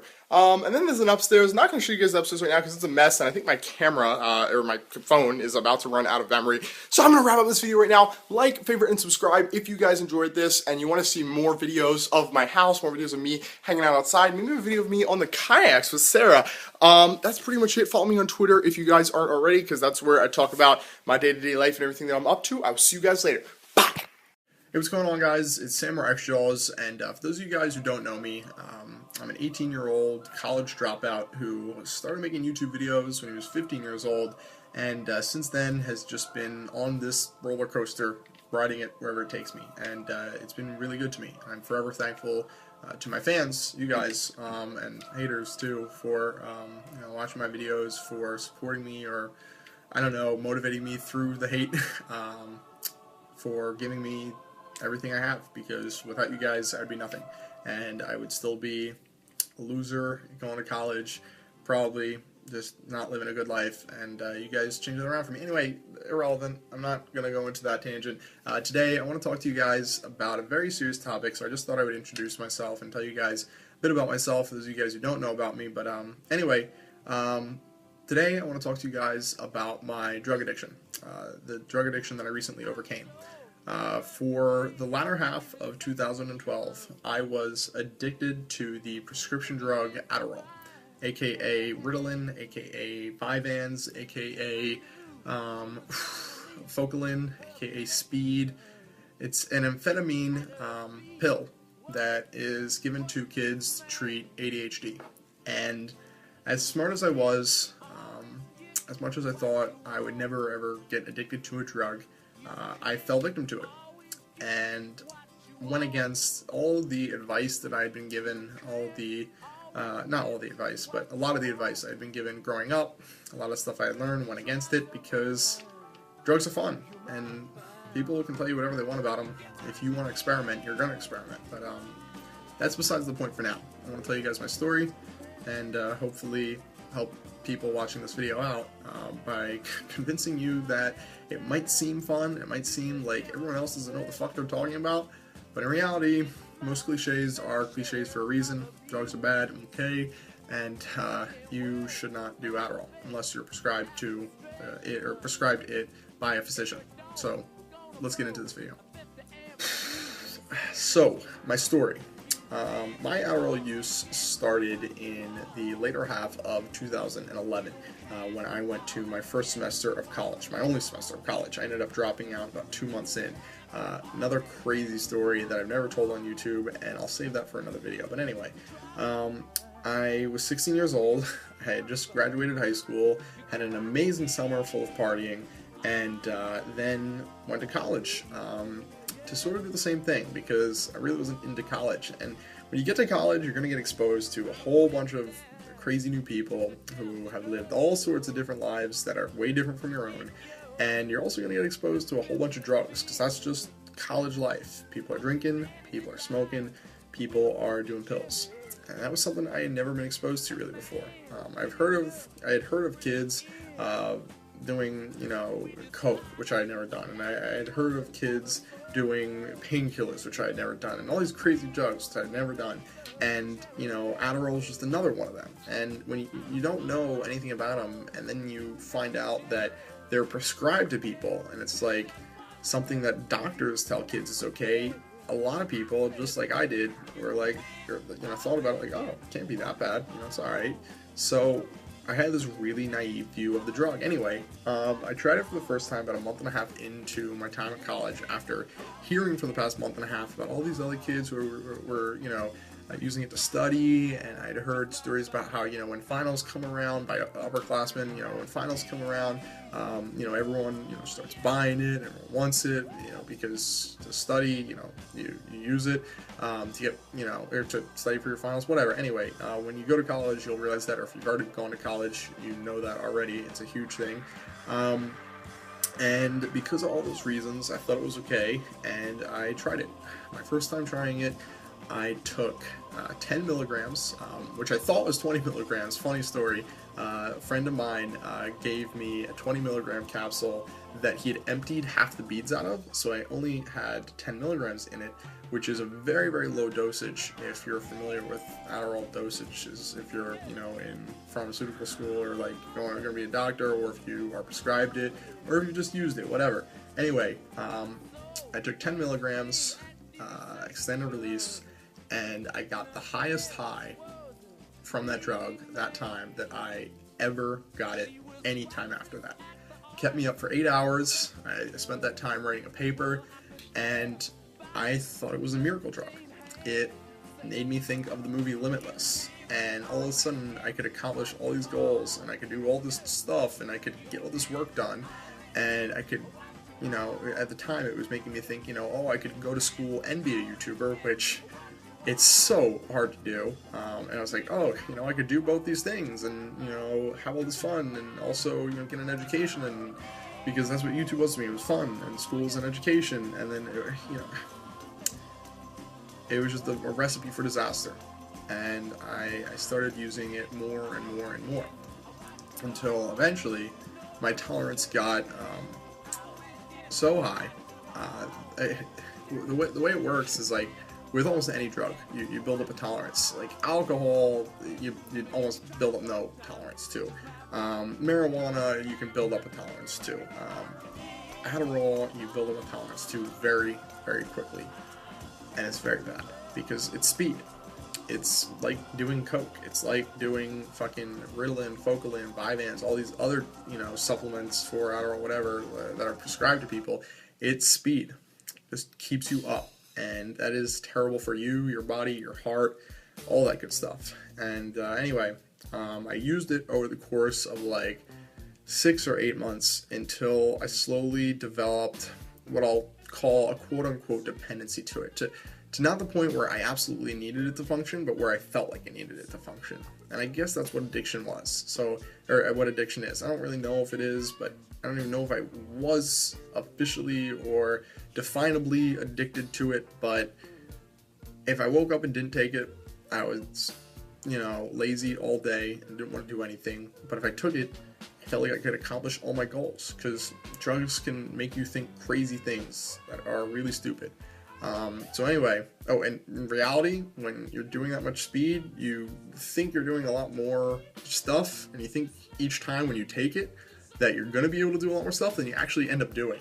Like, I would take it and be like, oh, I'm going to get all this fucking paperwork done, I'm going to do all this studying, and I'm going to make 18 videos and be the best YouTuber ever. But that's just what speed does to your head. It makes you think you're, you know, way better than you are at getting shit done. And in reality, it's just a drug that makes you paranoid and all sorts of different shit. Drives you crazy. Anyway, it got to a really, really bad point towards the end of 2011, when, or 2012, when I ended up taking 28 pills over the course of 24 hours. 28 20 milligram instant release pills over the course of 24 hours. And every time I tell that to people, I shudder. I regret it. I do. And I know regretting things is like, you know, hating yourself, and like, you know, you can't regret yourself, you can't regret anything because it's just a culmination of who you are today, but I regret that. I don't think it helped me. I don't think it made me a better person. I don't think it made me really get more work done or become any smarter. I don't know. It was a really good learning experience. And what I will say is that the only way I could really twist this into a positive is by sharing my story and hopefully preventing other people from falling down the same rabbit hole that I did. So that's my story with Adderall. It got to a point where I was just like, this is too bad for me, I just need to stop, and I literally just stopped. I didn't go to rehab, I didn't relapse or withdrawal. The withdrawal you get from not doing Adderall is like after I had my Adderall addiction, and it's as close as you can get to an addiction, because I did more Adderall than I've ever read about anyone else doing ever in that amount of time, or heard of anyone else doing ever. I don't know, I've never met anyone or heard of anyone doing even close to those amounts of amphetamines, other than Hugh Hefner, who was being injected with dexedrine for 48 hours straight, or 36 hours straight, every day, or every 2 days, whatever, for 2 years of his life when he was like in his 50s. Other than that, I've never heard of anyone doing that amount, and you know, but sorry, I'm losing my train of thought. What the withdrawal was sleeping all day and eating all day. But the withdrawal isn't the bad part. The bad part is waking up every morning and feeling a tightness in my chest that I'd be lying if I said I kind of feel like it might never go away. I'm scared it might never go away. I'd be lying if I said that I've found help and I've, seeked medical help and I've gotten better. I may have done irreversible damage to my body. And as of lately, and call it paranoia if you want, I've been scared that I could have a heart attack any day because I did such an extreme amount of damage to my body. I was staying up for 60 to 70 hours straight, sleeping for 12 to 18 hours at a time after that, waking up and doing it all again. And no one should ever do that. So, yeah. During that time, while I was addicted to it, I didn't get any more work done, or get anything extra accomplished that I would have otherwise not done, or done, whatever. You guys know what I'm trying to say. I didn't really reap any positive benefits out of it, and I did a shit ton of damage to my body that I have to live with. But you don't. That's the good news. My bad story can be your good story. I don't know, my bad story can help make a lot of people's stories good. So don't do Adderall. Don't do speed. Don't do coke. Don't do Ritalin, Vyvanse, Focalin, because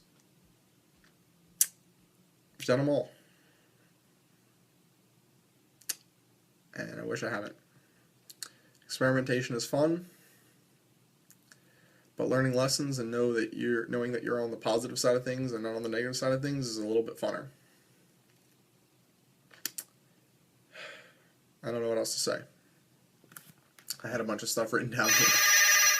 That scared me. Hello?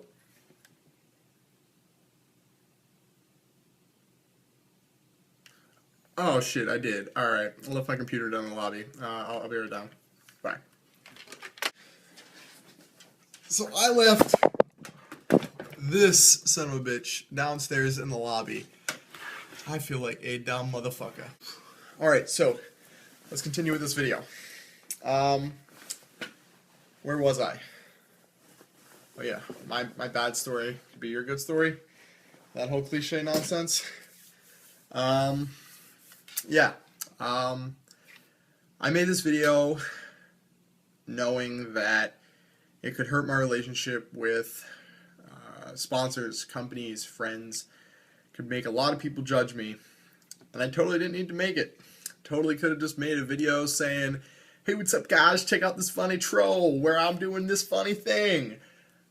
But I want to use my YouTube channel for good. I want to use my YouTube channel to make a positive impact on people's lives if I can. And in this case, it's teaching you guys a thing or two about drugs, specifically Adderall. So that's my Adderall story. I hope you guys learned something from it. Hope you guys found it entertaining or whatever the fuck.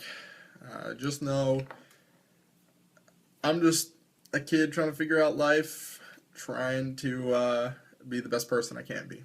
And you should do the same. Peace and butt grease, I think is what Only Sweet Blade says. Peace and butt grease. Peace and butt grease. That was stupid. I'll see you guys later. Bye. Hey, what's going on, guys? It's xJawz, and today I'm excited to be back here bringing you guys a Call of Duty Black Ops 2 commentary. This is not just any Black Ops 2 commentary, though. This is by far my best gameplay to date on Black Ops 2. It's my highest scoring. It's probably the best KD that I've ever gotten, over 100 kills. And also, it's my first ever gameplay I'm uploading where I get a nuclear medal, and it's actually my first nuclear medal ever, as far as I can remember. I might have got one in free-for-all or something like that before, but honestly, you know, when you're in ground war and there's way more people around you, it's way more hectic and it's far more difficult to get those sort of achievements, like those really long kill streaks, because in Call of Duty, let's face it, you die from a lot of random stuff all the time, and when you're in ground war, you've got a 50% extra chance that you're going to end up dying from someone's random stuff, and not to mention you also have a lot of teammates that can sometimes get in your way and give the enemies some kill streaks. But anyway, that's not the point. Today I don't want to talk all about the gameplay, even though it is pretty sweet. Today I want to talk to you guys about what I've been doing the past couple months, what I've been up to, and what I'm going to be doing with my YouTube channel coming up soon. And at the end of this video, guys, stay tuned, because I'm going to be giving away some free bacon camo codes and some free extra creative class slots. I think they give you an extra 5 creative class slots, even if you haven't prestige or anything like that, or even if you don't have any creative class or extra creative class slots already, that Activision actually reached out and gave me. So this is another thing that I want to also talk about in this video. Treyarch and Activision have been supporting their game like a ton lately and have been showing us developer and publisher support, and I think it just comes down to this. Esports is getting bigger, games are being taken more seriously by the people making them, they're being seen as like a much bigger revenue opportunity, and they're noticing that the community, because of social media, like Twitter, YouTube, Facebook, all that stuff, he's talking to each other and realizing in a lot of cases that there isn't a lot of developer support, a lot of publisher support. I used to play games like RuneScape, for example, where on the forums people would talk about, whether or not we were getting support from the company that was making the game, and I know this happens a lot on like third-party forums for other games that people are playing, whether it be League of Legends, StarCraft, whatever. But when there's like a central place like Twitter or Facebook where all these people are talking about all the issues, all the things they see wrong with what the developer's doing, I think the developer starts to get a little bit worried and starts to take notice, because then they're like, oh crap, we could start looking really bad here if we don't start doing some really good stuff. So I think that's a really good thing. I think social media is connecting everyone who has a common interest, like the Call of Duty community, and is making the developers step up their game. So that's always good stuff. But anyway, we'll get maybe to more of that towards the end of this video when I give away some codes for you guys. Don't worry. If you're watching this video 5 days after it's put out, 1 day after it's put out, 2 days after it's put out, I'm actually going to also be releasing codes on my Twitter. So I got 10 codes, 5 for free bacon camo, and 5 for extra creative class slots, excuse me. And I'm going to give away 5 in the description of this video as soon as I put it out. And then I'm going to put up 5 on my Twitter a few days afterwards. I'm going to do it all on, let's say, the 22nd. So today, if you're watching this video, on the day it's put out, it is the 20th, so in 2 days from now, on Friday, March 22nd, 2013, I'm going to be giving away 5 more codes for bacon camo and for extra critical class slots. So it's a total of 10, 2 of the bacon camo and 3 of whatever. You guys get the idea in the description, and then the rest later on. So let's get into talking about some other stuff. What I've been up to. So a lot of people think I may have quit YouTube or something like that, and I've given it a lot of thought, and I think this answer for me has changed a couple times over the past year, but I think I've comfortably came to a resting idea on this subject. I don't think I'm ever going to quit YouTube. I really don't. I think video is too powerful of a tool to use to express your opinions and thoughts and whatever you want to talk about, your knowledge, through the internet. It's too awesome for me to just be like, oh, I'm done with this after I'm a certain age or whatever. It really stands to reason that I'll be doing YouTube for the rest of my life, because I'll always want to put up videos and share what I'm thinking with more people than I could reach by physically going to places and talking to them. So I wouldn't worry about me quitting YouTube anytime soon. I enjoy doing it far too much, and it doesn't really matter if there's 20 people watching me, 100 people watching me, or a few thousand people watching me. As you guys have seen, I've been putting up some videos, not a ton, because I've been kind of on a vacation, which I'll talk about soon. Even though I'm not even partnered on my channel, I'll sort that out soon, but it's not my first priority. It's not my primary income anymore. I've got a lot of other things that I'm worrying about, which I'll tell you guys in a little bit, what I've been up to. But yeah, it's just sort of like a fun thing for me to do, and it's also a great outlet, and it's also a great, like, check of my priorities and like what I'm thinking and how I've been doing, because a lot of people will give me their honest feedback. Actually, a lot of people will just give me their completely blunt and honest feedback on stuff I think and stuff I say all the freaking time, and I love that a lot of the time, although sometimes it can get a little bit annoying because people are judging me without knowing the full situation. So speaking of that, people judging me without knowing the full situation, a lot of people lately have been like, oh, you're quitting YouTube, you're done, whatever, you're doing all this stupid stuff, hanging out with celebrities, what have you been doing? Let me explain what I've been up to. So what I've been doing is starting up a YouTube network that's going to manage artists' YouTube channels. And what we do is basically go to artists and say, listen, your YouTube channel could be better. It sucks, or it's okay, or it's great, but we can help you improve it, and we want you to connect with your fans more often through this YouTube platform than Twitter and through Facebook, because it's so much more personal. And a big thing amongst artists is, you know, they want to express to their fans that they're still, you know, normal people, they're still cool, they're still level-headed, they're still real, is the word you hear thrown around a lot. And a lot of these artists who I've met have been super, actually almost all of them have been super down-to-earth, awesome guys, despite the millions of dollars that they've made and all the fame that they have and all that crap that could easily go to 99% of the population's head, because they're, you know, really talented, and they grinded, and they're really understanding of this privileged position that they're in. They're usually very humble people, and they usually are very quote-unquote real. So we want to teach them to use YouTube as much as possible to make videos for their fans, to connect with their fans, to talk to their fans, and to show their fans that they're still just normal guys like me and you, who just happen to, you know, grind really hard and get lucky, or grind really hard and reap the success maybe 5 years after most other people would have reaped the success. We just think YouTube is so awesome, and we think more people should be using it. So that was sort of an idea I came out with a while ago, and I've been trying to make it work for a long time. Finally connected with Mozzie and Matt Schlicht Mozzie Casarini and Matt Schlicht out of San Francisco, who managed Lil Wayne's Twitter and Facebook, said, hey, we should be doing this more with more artists, we should teach them how to do all this stuff, and things have been going pretty well since then. That's as much as I can really tell you at this point. More details in the future. However, let's talk about some other stuff. Let's talk about these codes and what Activision and Treyarch have been doing for their games. So MLG Dallas just happened, and we saw that Treyarch and Activision have been focusing on this esports campaign, and I think it's very important to take note of, because although esports really isn't that big of the community, it's like, you know, probably the size of the quickscoping community, maybe half the size, we'll say. It's like 1 million people out of the 30 or 40 million people who play Call of Duty who are interested in esports. I think we really need to pay attention to it, because game developers are realizing the big money is going to be made when they make their game into a sport, so they're going to be catering their game to make it like a sport. That's why we see pubs and competitive play, pubs and, like, you know, MLG play kind of coming together into the new competitive format.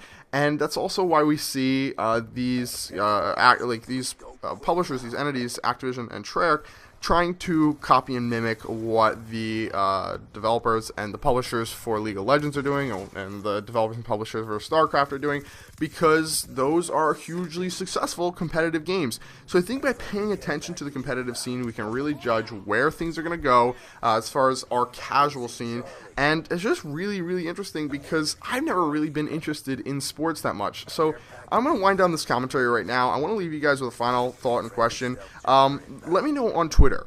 I'm not really a big sports fan, but I would watch esports. Would you watch esports? Would you watch sports even though you might not watch football, or would you not watch either? Anyway, that's pretty much it. Like the video if you guys enjoyed it. I will catch you guys later. Peace out. Bye. What's going on, guys? It's xJawz, and we started on vlogging at the same time. I'm here with Jericho. I'm here with a bunch of YouTubers out in LA. I'm here with a YouTube legend. You might be on camera for a second. This is WillOfDC. Stop. This is WillOfDC. He's been doing YouTube winners and losers for how many years? When did you make your first YouTube video? Stop being so modest. When did you make your first YouTube video? What year? Like probably 2008. 2008. But active since 2006. OG. OG YouTube status. A legend right here. We got over here my new friend Random, right? Yeah. What's your YouTube channel? It's a random place, but it's called Monarch, my nick. Monarch Money. No, Monarch is my nick. Oh, okay, I got it. All right. My English is not perfect. You're from Brazil, right? Yes. All right, from Brazil, came all the way up here for this EA Battlefield 4 launch. It's going to be sick. Yes, it's going to be great. Who do we got back here? Who are those two guys? You know those two? These two right here? Oh, those four? Those six? We got YouTubers for days. Alex? Hi, cameras. Everyone, This cameras is dual always vlogs. My good friend Eduardo right Hey, here. how are you? And back there, we got Chris Smoove. You watch Chris Smoove, right? Of course. Chris He's a Smoove legend. he makes the best rhymes while we're in public. Like, you know, he's got his nuke move and it's like smooth move, like sayings and stuff like that. We'll be out in public and he'll just be like, "That's a noob move, man. That's a noob move." He cracks me up. Anyway, back there we got Woody and him talking. And You need them, let me clean them. Let me love them before you talk. we gotta walk, or else I'd say yeah. Shit. Anyway, Robbie, you want to do the outro with me? What's up? This is Sammer xJawz with Robbie or Muzzlefuzza, and we're in San Francisco or SF. At the Battlefield 4 EA event. We're filming videos or vlogs. For days. For days or hours. Or minutes. Alright, we're out of here. Peace out. Bye. Hey, what's going on, guys? It's Sammer xJawz, and I'm here with Yo, what's up? I almost said it. Oh, you almost went. My boy Jericho, Chris Smoove, we got T Martin and all these guys back here. I'm going to walk over by them. Just finished up here at the Battlefield 4 event. Not finished up. We just finished up watching the launch of Battlefield 4, which I'm sure you guys have seen now already on some YouTube channels by the time I'm putting up this video. But we're here at like the little drink party up top. We got Alex, Whiteboy behind me, Woody, a bunch of people here. And the man behind it all over here is someone from EA, VP of something. I don't know, he's got a bunch of lights on him. He just gave us a presentation about Battlefield 4. And now we're just going to make this event. Robbie Muzzlefuzza, get in this. What up, son? We're This the going on your EA channel? executives now. I think we're EA executives now. But Pretty much. We're VIP. You know, it's no big deal. We're VIP, We're yes, YouTube ish. legends. Here, let me show you. Oh, we got Ernest Lee right here from Twitch. How you doing? What do you think of Battlefield 4? Dude, it is so good. All right, so how much did EA pay you to say that?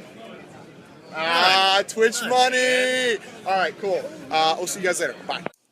Hey, what's going on, guys? It's Sammer xJawz, and as you can tell, I'm no longer at the event. I'm in my hotel room. Just thought I'd wrap up this video because I didn't record a segment really talking about what I thought about Battlefield 4 and what I saw at the launch event by saying that it looked really good, but I don't want to go into too much detail just watching this video or in this video about exactly what I thought, what I liked, what I didn't like. Instead, I'm going to do a commentary over some Battlefield 4 footage tomorrow probably, or the next day. Hopefully tomorrow. Hopefully I can get back on my YouTube grind.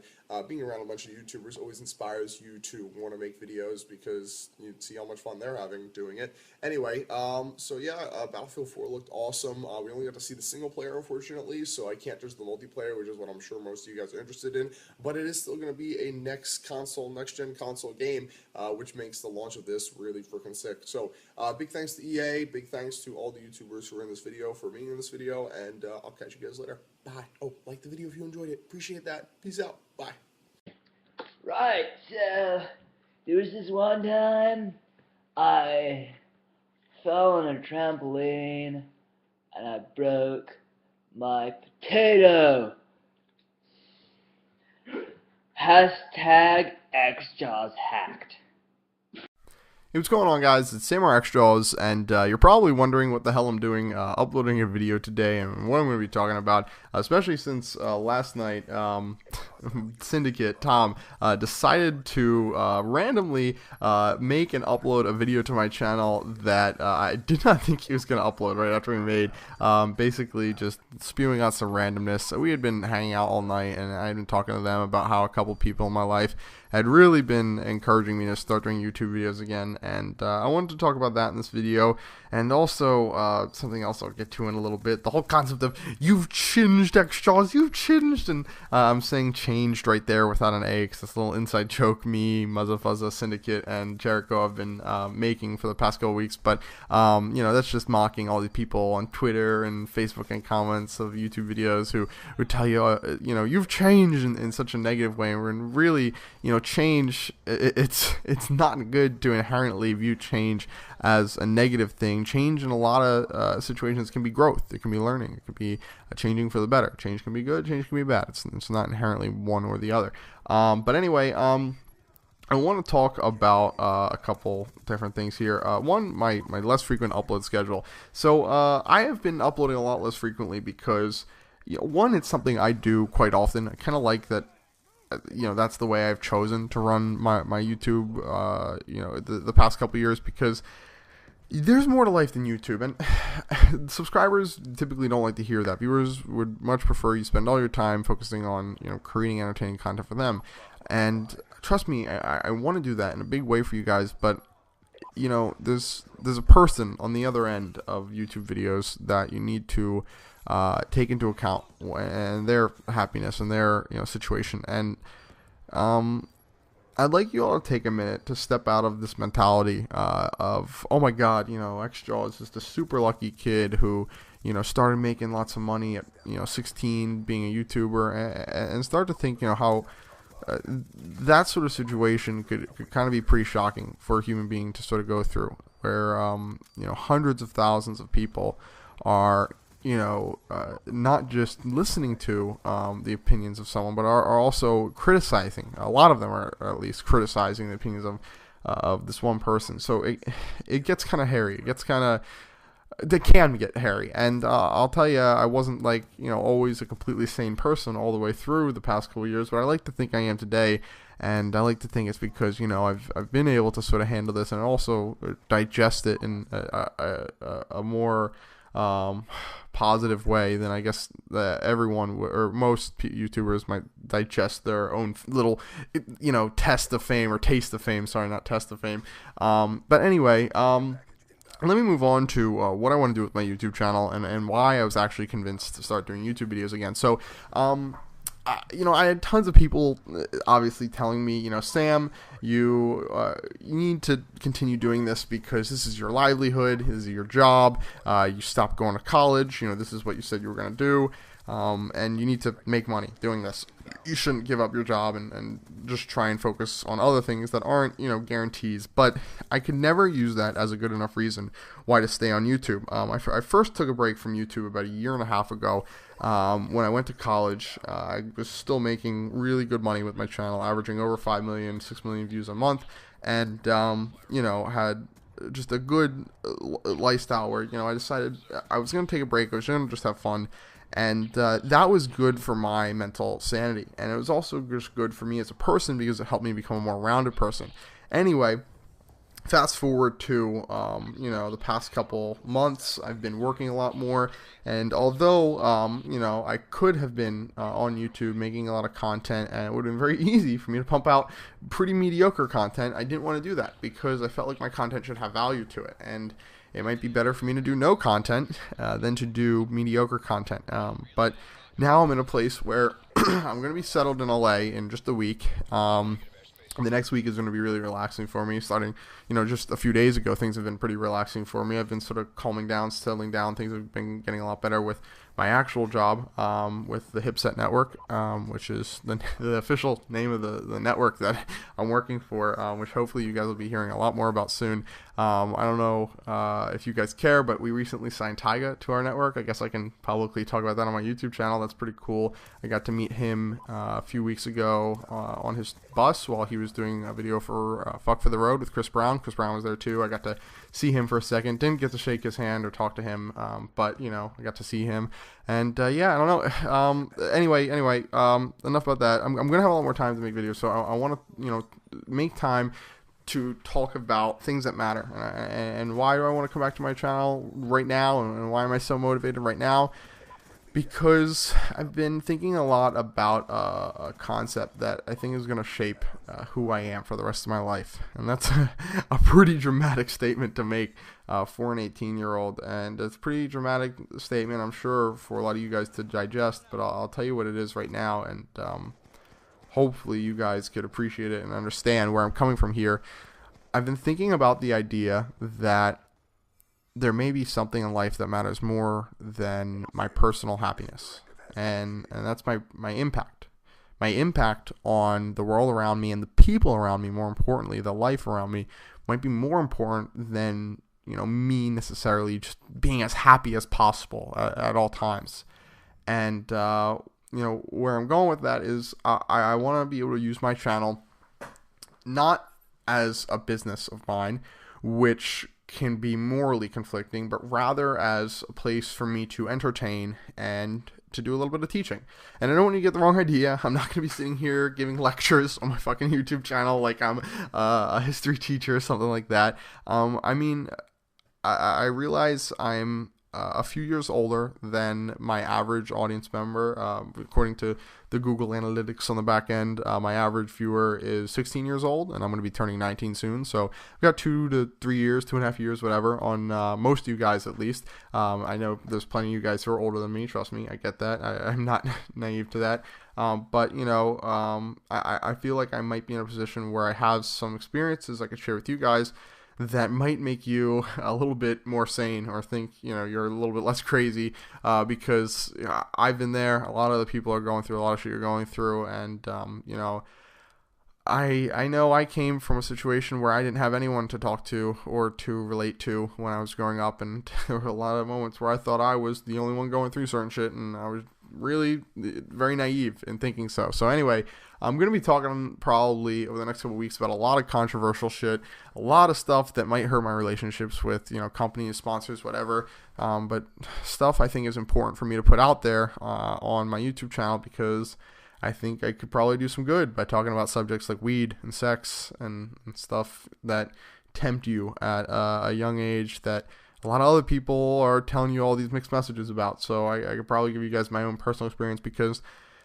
I like to think I'm doing pretty well, considering I've done those things, been here, done that, and I feel like I've lived a lot of life for a 19-year-old. Not to be condescending and act like I'm some old soul who's got all the answers, but there are some things where I do have some answers for you guys. So I'll get to those subjects soon enough and talk about those. But please, guys, I want to finish up this video by reassuring you and telling you, I want you guys to know I'm not some crazy kid who met Justin Bieber and works with him and Twist and people like that in the music industry now, and is like just lost all his morals and changed his moral compass and just become a totally different person because he's doing something else. I'm just trying to live my life, and not always does living life go along with doing the one thing you started doing at 15 for the rest of your life.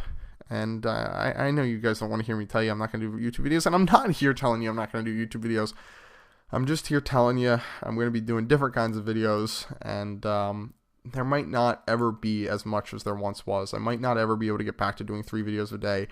But on that note, there might be. There's also a chance there might be a chance I could do 3 videos a day.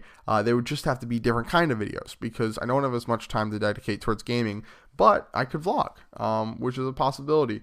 So yeah, on that note, on that second note at the end of the video, I'll say this. I just bought a camera, a vlogging camera. So I'll ask you guys, do you think I should, I'm about to go home to Pennsylvania tomorrow, right before I move in, when I get back on the 15th into LA. I'm about to go back to Pennsylvania, and I got a new camera for vlogging. Do you guys want me to vlog a week at home, where I'm hanging out with my best friend and just showing you guys what I do on a normal week? And number 2, do you guys want me to, or what kind of videos do you guys want me to start doing over the next couple weeks? Give me subjects you guys want me to just talk about, like real life, just advice, just anything like that you think I might have something to talk about on. And if I don't, if it's some subject like midget sex or something like that I don't have any experience with, I won't talk about it. Don't worry. I won't try and be the guy who has all the answers for all you guys. I know I'm not that.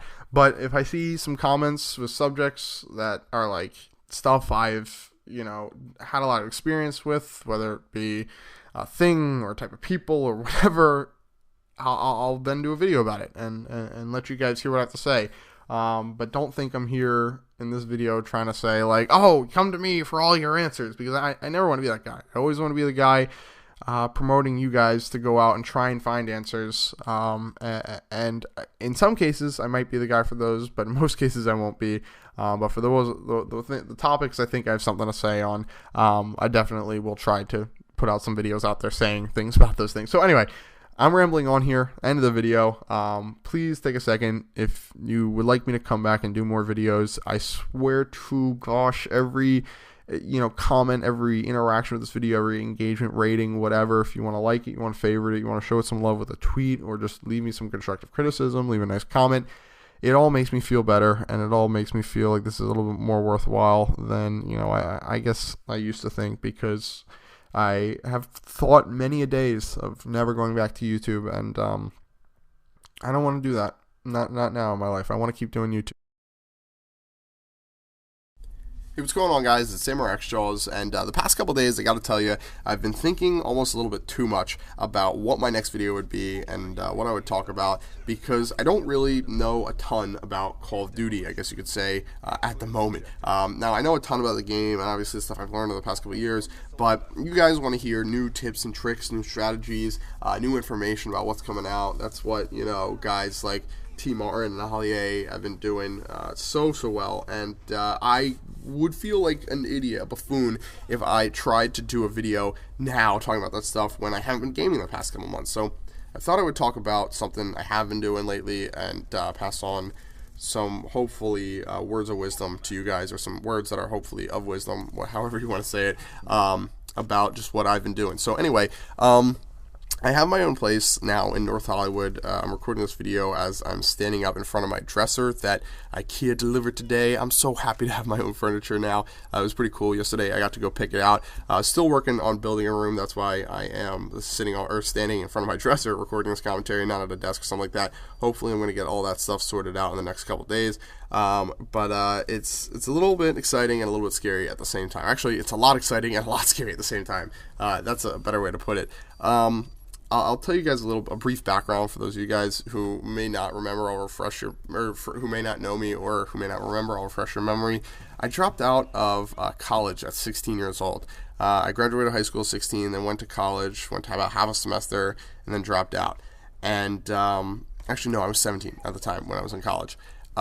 So I dropped out, and that was to work with, the stuff I was doing on YouTube, and then to expand on that. I knew if I dropped out, I couldn't just do YouTube, because this is like a TV show, I've said it before. Woody's Gamer Tag might have been the first person to say it. A person's YouTube longevity is like a TV show's longevity. You know what I mean? How long are you interesting for to people? And, it could be like, Friends or Seinfeld. It could go for 10 seasons, or it could be really crappy and it could just be a couple seasons. And I know that's based on, how much effort you put into it. And I know there's going to be people out there who tell me, oh, well, if you just would have stuck to YouTube, you could have done it forever. But it's a really scary idea to think that because you're popular on YouTube right now, that you should invest all your time into it and you'll be fine. And you should just not worry about other stuff. So being the worrywart I was the past couple years, I've been working on doing something out of YouTube, and finally built an idea worthy of investing a lot of my time into, that I think could support me and, any family I one day have, by doing. And it's, doing this YouTube network and helping out artists with their YouTube presence, like I've talked about before. And it's going really well. For those of you guys who don't follow me on Twitter and don't keep track of everything I'm up to, we represent Tyga, we represent Lil Twist, Soulja Boy.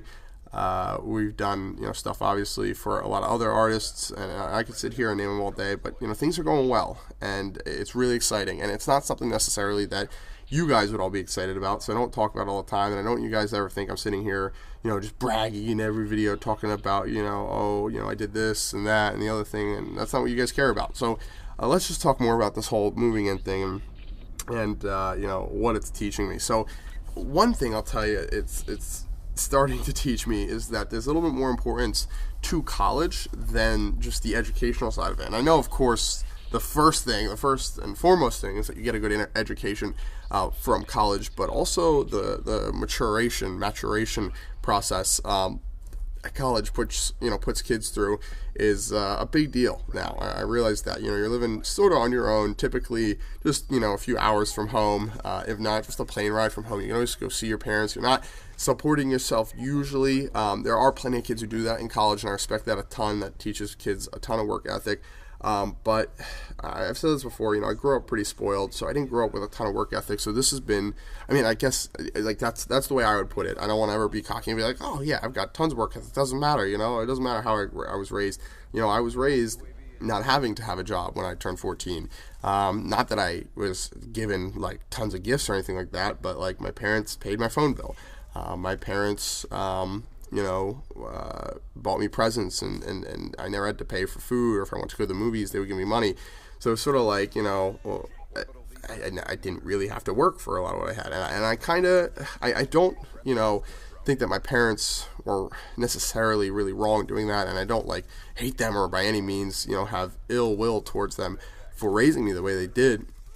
I just, I'm thankful very much for the fact that they instilled a lot of other good morals in me that have made me realize, I was really blessed with, the situation I was in when I was younger, and now I can't take that for granted, and I have to appreciate that and now work for everything that I want to have on my own. I can't just, expect things to continue to be handed to me, and that's what this situation right now is teaching me a lot, because, I have to do everything on my own. I have to, go to IKEA and pick up furniture, and that's a terrible, terrible example, but like, I have to pay bills, and I have to make sure I have my rent on time. I have to have my credit card bill paid on time. I have to have all this stuff done, and it doesn't probably seem very major to you guys, but when all of a sudden all the responsibility is taken off yourself and taken off your parents and lifted onto yourself, you really start to realize, you're on your own, and it's been scary for me. I'll tell you what has actually been pretty scary for me. Lately, I've had a sinus infection, and I realized like I have to go find a new doctor, figure out my health insurance, which is fine, by the way. I'm not in a bad health insurance situation, but I have to figure that out, get all the information, get my my files sent over from my doctor in Pennsylvania out here, and it's like, man, this is something my parents always did for me. That's just one example. They always had my doctor's appointment set up, and they had I don't know, it seems so minuscule, but I think a lot of you guys will one day have your own similar example that made you realize, wow, like, this is real, like I'm on my own. So yeah, that's what I've been dealing with lately. I'm fine. Don't think that because I use doctor as an example, I'm in poor health. I'm doing pretty good. I just think that the pollen allergies out here are getting to me. Anyway, that's boring. Why am I talking about that? So yeah, I'm in my own place, and I get to make my own setup and stuff like that. That's gonna be exciting. I'll probably do a setup video soon. I got a new vlogging camera coming here. I got the same one that Tom has, Syndicate. He showed me it on Amazon, and I was like, or he showed me the video first from the San Diego Zoo, and I was like, oh my god, that quality is ridiculous. And he was like, yeah, this camera is the one that I film it with. It's freaking amazing. So I ended up getting that, and I'll do a video with that pretty soon. Just showing off like the apartment and the facilities here, showing off, quote unquote. I don't mean it like that, but just showing you guys, the facilities here. Anyway, anyway, back to my original point. Moving on my own and being out here in LA at 18 years old, working full time and supporting myself, has made me realize that even though I don't think college is necessarily the only way for you to become a very talented professional in a field. I think that's the best way to put it. It definitely does a lot for helping people mature, because geez, I think about my own struggles with being out here, and I just think about some kids in my high school that I graduated with, and how absurd of an idea it would be that they could do the same thing. Just some, not all. By no means am I saying, oh, I can do something no one else can do, but there's definitely a lot of people that college will do volumes for, and it probably would have done a ton for me. I'm not above saying that. Like, this is a struggle, because I didn't have 4 years living sort of on my own, away from my parents and stuff like that, to build a little bit of, it's not just work ethic, it's also responsibility, and also just knowledge about things that I didn't know about before, you know what I mean? The most basic example is like learning how to, do your laundry. A lot of people don't learn how to do that until they're 15, 16, 17 years old. And then, after that, you got to learn how to, manage your own place, your dorm or whatever, or an apartment if you get one right out of high school. So, I'm learning all those things now. And it's exciting. I'm not going to lie. It's pretty awesome, to be able to, there's upsides to it too. Don't you guys just think about the negatives. It's just, I kind of want you to be prepared and you to understand that, it's a real struggle because, it's easy to think like you're to focus too much on your situation, to be like, oh, how do people do this? You gotta always keep in mind everyone else is fucking doing it. You just gotta man up and do it yourself and be an adult. I guess is the best way to put it. The hard thing is, like, I have to make sure I'm being an adult, not only in my personal life, but also in, like, my business life as well, and make sure I'm on time with all the meetings and stuff like that. But anyway, enough about that, guys. I appreciate you guys watching this video. I'll see you guys later, and I'll have a vlog for you soon. All right, bye. Hey, what's going on, guys? It's Samurai xJawz, and today I want to talk to you guys about the new Xbox console that was revealed by Microsoft yesterday in a conference, talking all about the console, breaking down the specs that I'm going to summarize, hopefully, in an efficient way in this video, so you guys can make a more informed choice as to what you think about the Xbox One, the new Xbox console, and the PlayStation 4, the new PlayStation console. So anyway, yesterday they held a conference and they talked all about 2 or 3 big ideas, I would say. And those 3 ideas were entertainment, in this order: entertainment, sports, and gaming. And that is not what I want to see from the console that I've been in love with because of gaming. I am very afraid that because of this change of focus, we're going to see a lot of hardcore gamers seriously consider other consoles like Alienware's console, Steam's console, and also the PlayStation console, obviously. I really think gaming is what makes the Xbox so amazing right now, and I'm afraid, and albeit I hope it is an irrational fear, and I hope to be proved wrong in a year from now when we've all got the new consoles, but I'm afraid that means that Xbox is going to, or Microsoft is going to, not make as good of a gaming product as it once was before. Times are going to change, and there's going to be a new leader in the gaming world potentially, and Microsoft very well might be okay with that because at the end of the day, they are a business and they're going to try and make the most money, and maybe they're seeing, and this is what I would guess, maybe they're seeing that they can make more money by going after the television and entertainment market rather than just being a gaming console. I've even argued over the past 7 years since the new consoles have been out, hey, the PS3 is actually a better entertainment console. I've said it on many, many occasions. It's a better overall bang for your buck. It is a better console on average if you had to hold the two side by side for the average consumer. And the average consumer was actually changed because of that product. Sony changed the market. Gaming consoles were then being bought by older and older people. We did the same thing. It got even senior citizens using video games. So the Xbox is going to get more and more people to play, but it's not going to get more hardcore gamers to play, and it's not going to make the average gamers more hardcore gamers on a consistent basis. And this is the root of the reason why, if you put up an Xbox player on average versus a PS3 player versus a Wii player, you see a difference, because not like certain kinds of consoles actually are more appealing to bad video game players, which is what most people try to say as an insult. It's very simply, those consoles attract on average a more average gamer who doesn't really game all the time. A less hardcore gamer is the best way to put it. I really do believe.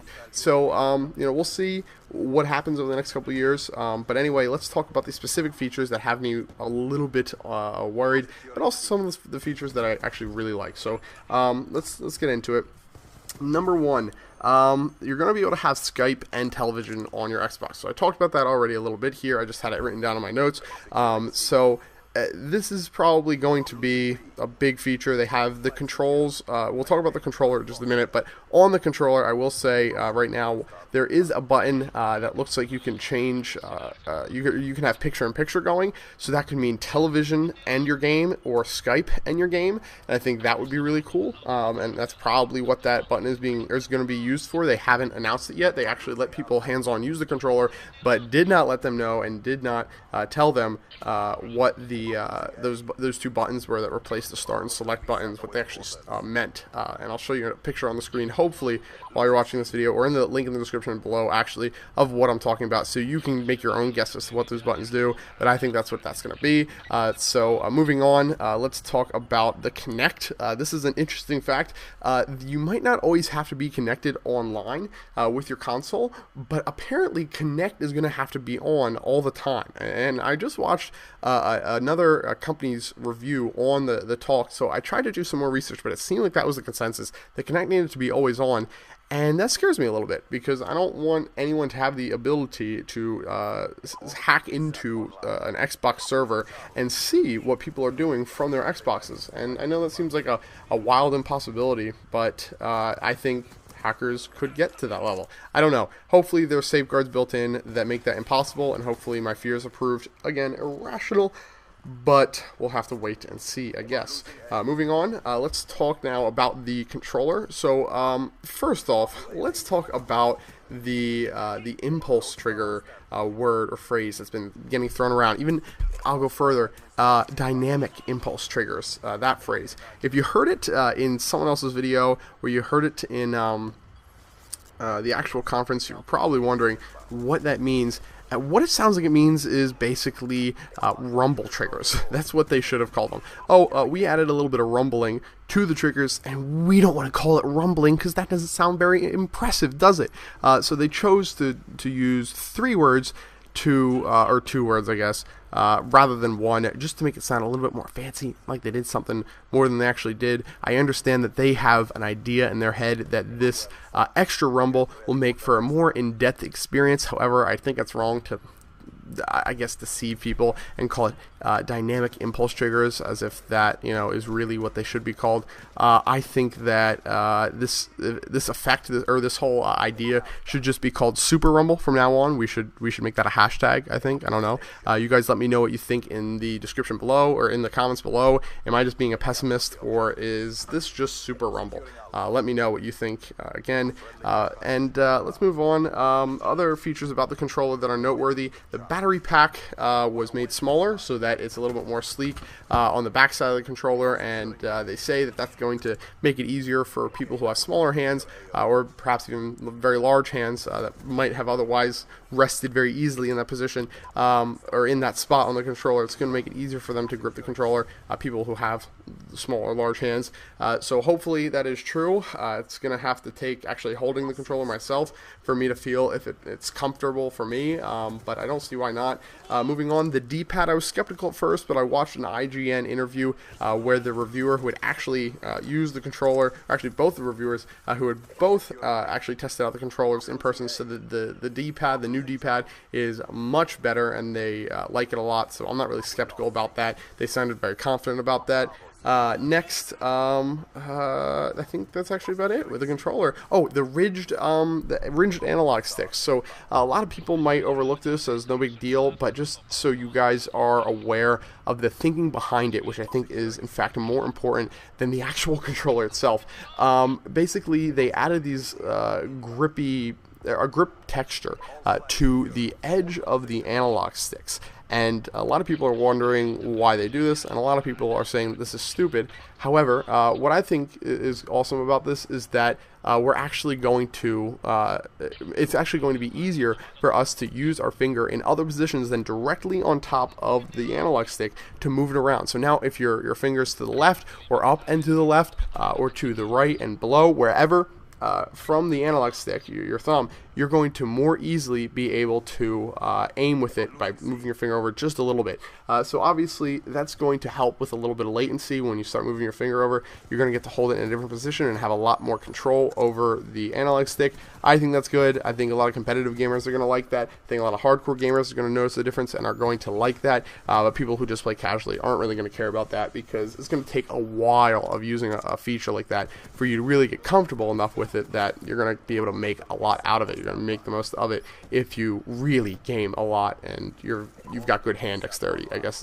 Good hand dexterity and good hand-eye coordination. That's what I would say.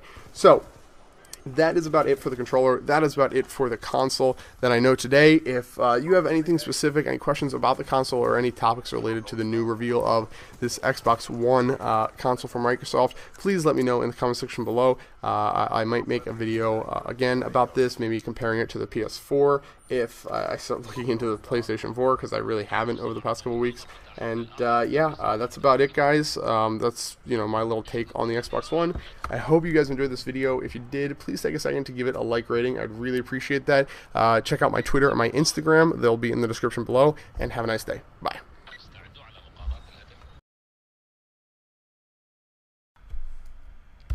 Hey, what's going on, guys? It is Sam, or xJawz, and today I am coming back to YouTube, sort of officially. I don't know at what frequency I'll be doing YouTube, but I decided after redoing, I'm not even going to go through all the time to explain how many videos I've done in the past 6 months, but after redoing this video 3 times over the past week, and after deciding that I view YouTube a lot differently than I viewed it like 2 months ago, because of this new way I view YouTube, I'm thinking I'm going to do YouTube for the rest of my life. The way I'm viewing YouTube is like the power shifting hands from companies to people. So entertainment now can just be brought to people in the form of peer-to-peer video. So with that said, I love YouTube. And I know this is going to sound weird, but if you like my videos, not if you like them, like literally click like them, but if you enjoy them, I think you're cool. Not because I think I'm cool, but because this whole internet machine of promoting gaming YouTubers who are promoting video games that are selling millions of copies is crazy. And I never, ever in my life thought that I would be one of the people who was being watched on YouTube by tens of thousands or hundreds of thousands or any thousands of people.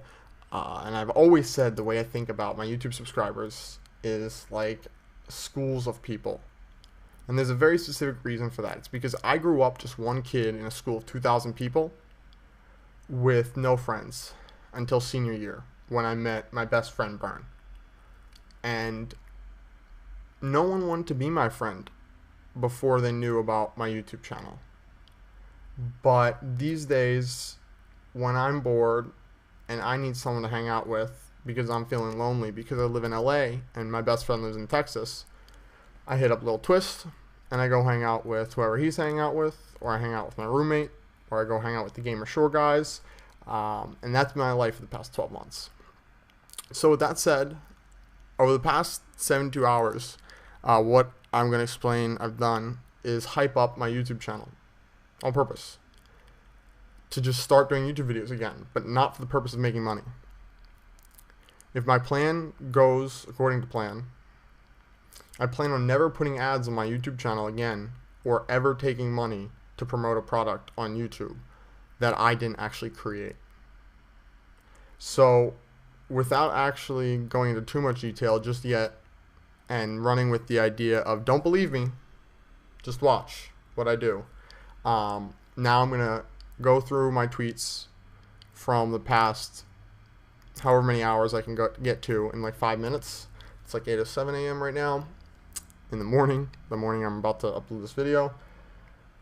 And hopefully explain to you guys why I've been going crazy and what's been going on. So let's scroll down super far. I can use my pad for this. I need to use a mouse.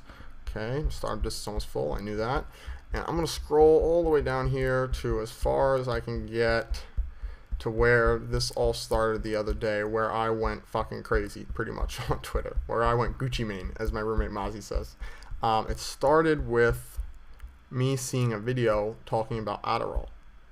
Talking about ADHD, not Adderall. It mentioned Adderall in it and the effects of Adderall, but specifically it was a video about attention deficit hyper disorder, or ADHD, attention deficit disorder, whatever, ADD, explaining that these pills might focus kids who otherwise don't have focus.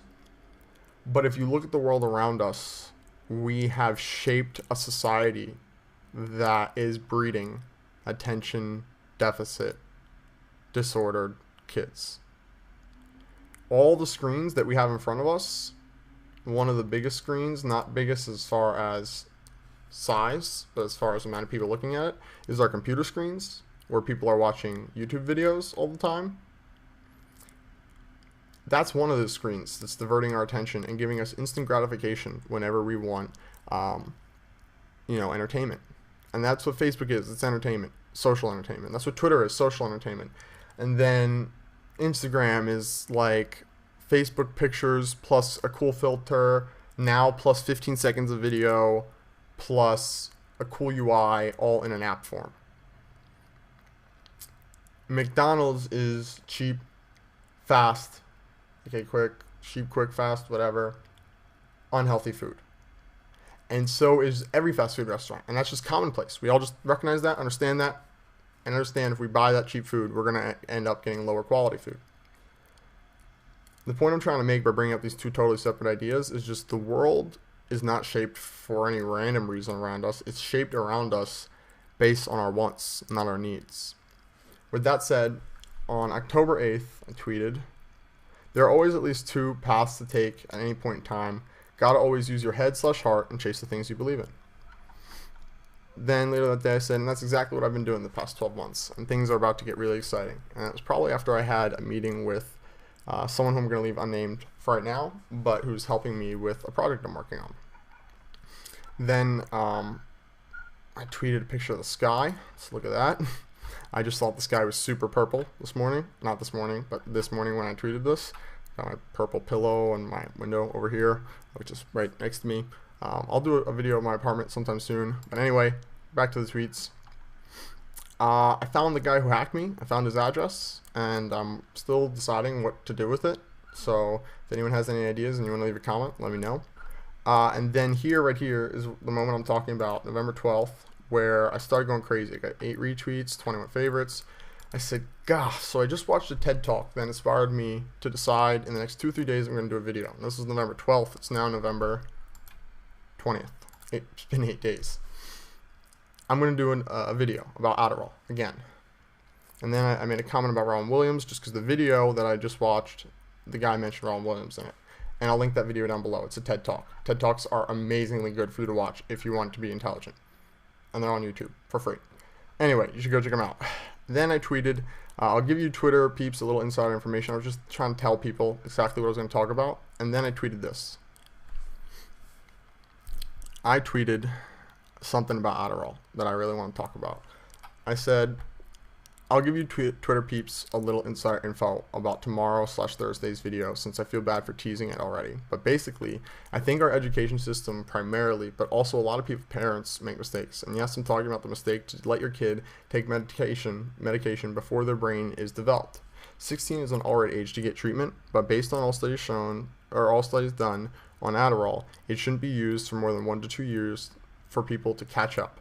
Money is power, so I guess power and money over knowledge. Talk to you later with that hashtag TTYL. So I want to explain that because that is the tweet that set off this chain reaction. The world we live in is shaped by the people around us, by the things around us, by the services around us, but mostly, more than anything, by the screens around us. And we tell these screens, in the form of typing on them, things we don't usually say out loud to people. Even our closest friends sometimes. We don't tell to their faces what we want to say. We type on the screen or on our computer. And despite the fact that companies that we know are in cahoots with the NSA, the part of the US government that tracks people, we just let them provide us with all our computers and iPhones and Blackberries and whatever. And then all the services within it, like Facebook and Google and Microsoft, the companies that make the services, Bing, whatever, they also all work with the government, and we just accept that. Now, talking about these things is pretty bad if you're scared. But if you really understand that we live in an era where it's possible to make yourself I'm going to call it nuclear, by talking about ideas and spreading them. As long as you tell a couple people your ideas, the government can't do anything about it. And that's why I want you guys to understand very acutely that we might live in a fucked up world, but if you care about something enough and you talk about it enough, you can change public opinion, and YouTubers can do that very, very well. So today, I just want to talk to you guys about my public opinion, on Adderall and ADHD. Adderall being a drug I have a lot of experience with, and ADHD being a disorder I believe is created by the reality that we live in, which happens to include a lot of virtual reality. So it's a bit of a weird idea. I'm going to promote the TED Talk. I'm going to link that in the description below. I'm not going to put up YouTube ads on this video or my next 10 videos, next 9. And that's just to prove to you guys that I'm not coming back to YouTube for money. I need money. I have no money. I spent my money all living out here in LA. And I'm about to actually leave my company to go start a couple companies that I think will completely change my life around. And that's all I'm going to say for now. So if you're mad at me, just know I'm going to come back real soon. Oh, and I also view YouTube totally differently than I ever have before. I really do view it as a thing that I'm going to do for the rest of my life in my spare time, and that every YouTuber is going to try and do as much as possible for the next 100 years of their life, 50 years, whatever, until they find something that is way more fun and lucrative. But if you're really good at running basically a new wave, a new media TV network, you do not need to get a salary job, even at one of the highest ranking tech companies in the world. There are hundreds of YouTubers making over 500 grand a year now. Hundreds. Last year, PewDiePie made $12 million in 6 months. The game is changing. The influence is shifting sides. Revolting is no longer that revolutionary or difficult. We have YouTube, we have Twitter, we have Facebook, we have Instagram. Hell, we even have Snapchat, which is, in my opinion, more of a child pornography app than a social network. That is sort of shown in the fact that they don't have any huge VC firms that invested in them. But anyway, I'm going to do a lot of crazy things the next 2 months that I'm going to have to prove myself on. And I'm just saying, I'm going to prove myself to you guys too. I'm going to do my best. So with that said, I'll see you guys later. I hope you enjoy the video, and stay tuned for the next one. Bye. What's going on, guys? It is xJawz, and right now we are in my apartment for the first time ever on my YouTube channel. The AC just turned on. Hold on, let me turn off the fan, because that could be extra noise for this video. Cool. Alright, I'll turn that back on as soon as I get done with the video. But till then, ladies and gentlemen, I wanted to talk to you guys about a passion of mine. Thinking about the future. Thinking just about, I don't know, that sounds weird. Thinking just about what things, I think through a lens, I'll call, of business, of entrepreneurship, just because lately money has not been great, and I haven't been wanting to go to YouTube to make YouTube videos. Actually, as I'm recording this video, I'll mention, I haven't actually started uploading YouTube videos to my channel. Right now, today is like the 20th, I think. I don't know the date. I can only check on my phone or my computer. Forget it. But tonight I'm going to record 2 videos, I think, that I'm going to put up tomorrow. One about Adderall and one about Twitter. That'll make sense after you guys see the videos. But anyway, I wanted to talk to you guys about the concept that Woody brought up in a video a while ago that I really thought was very interesting. And I went back and watched that video the other day, and I was like, you know, Woody's an intelligent guy. I respect Woody. I'm not gonna pretend like this is some shout out video to pretend like this, like that's not something I might say to try and get Woody's attention. I'm just saying, I don't know. When I come back to YouTube, I'm probably gonna want to do videos with a lot of other YouTubers who I'm friends with. I've decided I'm probably only gonna want to do videos with YouTubers who I'm actually friends with, because, man, I know a lot of YouTubers I'm acquaintances with, but I don't want people to think like I'm just all of a sudden a big view whore and not trying to be a view whore at the same time. So, and trying to act like I'm not one. Whatever. Anyway, I wanted to talk to you guys about this idea that he was talking about. And the video title was Apple versus Google. If you guys remember that video, he was talking about Apple competing for. I don't know if he said this phrase in the video, but the way I'll phrase it now, that I'm hoping will make you guys think about what I'm about to say, is Apple basically for the past 10 years was competing for the spot in your pocket. They were competing by integrating videos, video cameras, microphones, all the different features into the phone, and then eventually Steve Jobs' quote-unquote genius idea to do a Microsoft tablet, but in 2013 form of software, but on your phone, which is now basically a computer because that has the processing power of a computer, because computer chips can now be made in such a way where you can align small parts so tightly knit close together that you can end up with a phone, a modern day iPhone 5, 4, 3, 2, any of them. All have phones, microphones, internet, Safari, and now any app you can think of on the App Store. They really haven't changed that much in that long. So just an interesting concept. So anyway, that's my little, I don't know, thought of the night that I just started thinking about as I was sitting right now in my living room, in my little living space area. I got a gorilla on my TV.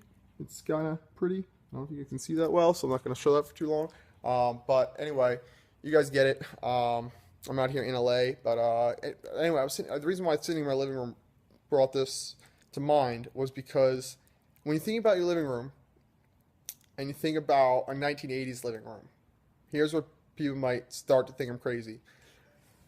If you're thinking of a 1980s living room, imagine if you were in front of a 1980s family and you were like, all right, you brought out a video camera, you stood in front of them, brought out a video camera, a microphone, a calculator from that time, 1980, not 1990, not 2006, when I was growing up, when you were maybe growing up, 1980.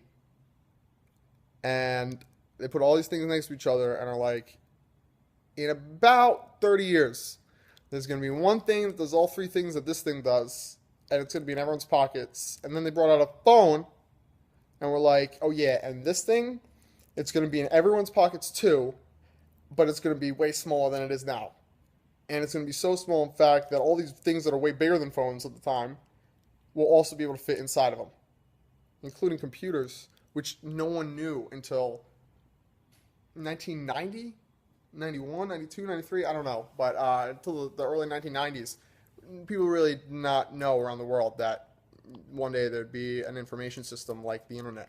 So, I don't know. I think that's a powerful idea. That was my thought of the night. Thought I'd turn it into a video. I'll save for my YouTube channel. I'll see you guys later. Bye.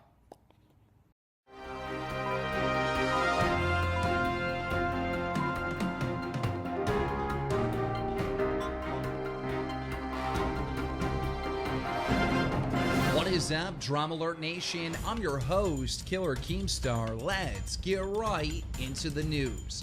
It all started with Jericho tweeting out, I don't tweet personal issues, but I'm worried about a friend of mine. I actually don't think in his current state he's a friend at all. I thought it was a phase, but it's getting worse. I literally don't know who I'm speaking to anymore. He just sent me 30 plus texts reaming me for not supporting and being his enemy in his plans after I've been supporting and met with him, talked about things, gave direction, and he'll see this all. He knows who he is. Where is my friend that came over and hung out? Why is it just business pitches now? DramaAlert picked up on this right away. Killer Keemstar tweeting at xJawz. Call it tough love, but I have to do a DramaAlert on you about the drugs. We all know I've waited 2 weeks for you to stop. Hope it helps. xJawz himself fires back. Bro, it's getting sad. I've already recorded a video with Chipmunks 2 days ago about this issue. I'll put it up. You're not TMZ, stop. And real shit, TMZ destroys the lives of people I've met and made friends with out here. You're part of the problem, man. Don't call yourself a journalist, bro. You're the internet hype machinima getting retweets talking about other YouTubers' scandals. I don't do Adderall anymore. I haven't done hard drugs in over a year. Even our own president has a past in coke, and you're trying to be TMZ? Keemstar responds, can I call myself a friend that's worried about you? Then xJawz says, you're not the hype machine you once were. Stop worrying about me and go back to Halo. Retweet if you feel Killer Keemstar would be better off going back to being the funny Halo commentator rather than the TMZ of YouTube. Keemstar responds, deal xJawz, I'll go back to Halo if you quit doing drugs and make gaming entertainment again. Then Jericho, it fucking hurts when someone calls you out for not caring when it seems like in the last 6 months you were the only one believing. In your words, I'm on your shit list. All I did for you was be a friend and speak honestly. You should have listened to everyone. And stop lying to everyone. Drugs changed you to my friend to some stranger. Later, Sam. Then Keemstar offered Jaws a proposition. Honestly, I can make him 20K right now if he would agree to do YouTuber rehab. xJawz, give me the word and I will set it up. Whiteboy 7th Street responded, I'll sign up for a sock addiction for 50K. Jericho finished his thoughts on Twitter saying, I gotta get off Twitter. I love you, man. I shouldn't have tweeted any of that. I'm sorry for stirring the pot. Then Jericho went and removed his previous tweets. Well, DramaAlert Nation, question goes out to you. Is xJawz in trouble? Hey, what's going on, guys? It is Samurai xJawz, and I am right now in my apartment, just about to leave to actually go to Thanksgiving dinner with my aunt and my uncle. But I real quick thought I would do a video showing off my apartment a little bit and just saying thank you for the memories, for watching my videos, for being a fan, for subscribing, for helping me have the most epic past 2.5 years of my life. Because I might not have any money in the bank to show for it, and I might be labeled as a drug user, a money whore, a view whore, a subscriber whore, a YouTube whore, whatever the fuck kind of insult you want to throw my way. I might be labeled one way or another, but at the end of the day, I had an epic 2 years, and I might only have an apartment and kind of cool shoes and a lot of stupid, superficial shit to show for it, and not a lot of actual wealth, but everyone makes money mistakes. Mistakes come with having money, and I think everyone in their life has to experience having money for the first time, and I made my mistake, and I'm not going to make another. I'm not going to make another money mistake like I did. So anyway, check out my apartment. This is what I'm paying right now with my rent. It's not that much. It's like $1,300 a month for my part of the rent. First of all, my room is a freaking mess. I don't know if you guys can see this because I'm not looking forward at the screen, but we've got this gaming setup here. I actually built this desk over there, and yes, it is dirty as crap. My bathroom right there, my window, my bed, which doesn't have a sheet on it right now. Let's go in here, my kitchen, which is a mess. Now, my living room, my roommate's room, my couch, all this stuff, and then the view. Oh yes, the view. You know, I might have made a lot of mistakes with my money, but getting this place, ooh, Jesus, laptop charger. But this place was well worth the not so bad rent that I had to agree to start paying because, hell, man, look at this view. Jesus. This is Hollywood, baby. This is what I love this city. View, weather. Not so much the weather, just the view and the weather. So yeah, guys, that said, everyone makes money mistakes. Fuck it. You gotta learn somehow. And these days you can learn that kids get fucked up and do Adderall or get into drugs and lose their money by just watching YouTube videos. With that, I'll see you guys later. Bye. Woo! Hey, what's going on, guys? It's Samurai xJawz, and today I'm bringing you guys some Ghost gameplay, believe it or not, and today I got with me a friend of mine, Alvin, aka the Chipmunk. What's going on, man? How you doing? Hey, Sam, how are you? You're right. Yeah, I'm doing good. As opposed to the way my fans must feel I'm feeling, which I think lately is drugged out because of how I've been acting on Twitter, honestly, which is why I wanted to publicly talk about the subject that is the title of this video, and that people have been waiting for me to publicly talk about again since, I guess, my tweets that were happening in the past couple days that actually, I don't want to use the word inspired because I think that's a weird way to put it, but like prompted you to then want to reach out to me and say, hey, you know, if you want any information about medication. I was prescribed some anti-anxiety medications before, and know about that, and that's something kids have. And then I reached out to you last night, and we had a conversation about our thoughts on the different drug uses and how quickly they are prescribed to kids these days. And I shared with you the way I felt about how there's so much more pressure on kids these days to succeed, and why both stimulant drugs like Adderall, Ritalin, Focalin, Vyvanse, all the ADHD classes of drugs, and also then all the anti-anxiety classes of drugs are going to be two types of drugs that will be more and more and more used and more prescribed, legally or illegally, rightfully or not rightfully, by doctors or psychiatrists over the next 10 to 30 years. And I decided I feel it's too much of a public issue not for me to just publicly talk about. And I thought, what better way to talk about it than with people who actually have used those types of drugs before, which is a taboo thing to do, talk about your drug use on YouTube. It's something really no YouTubers do that I know of. So I thought we should do that. We should definitely. I mean, break some boundaries.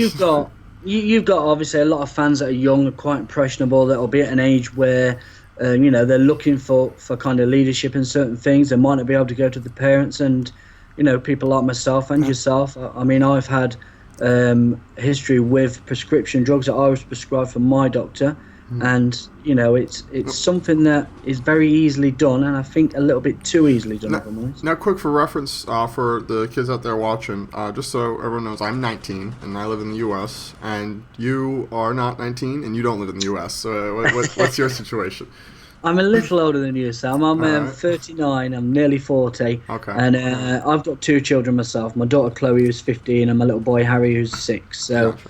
I am talking from experience, with what I'm saying. And you're not just talking from experience, but you're also talking from a perspective that not no YouTuber can talk from, because we obviously know, Woody, huge Call of Duty YouTuber, has some kids, but from a perspective that you really do have to think about not just your own, life and your own consciousness when you're thinking about whether or not these drugs are right for people to use.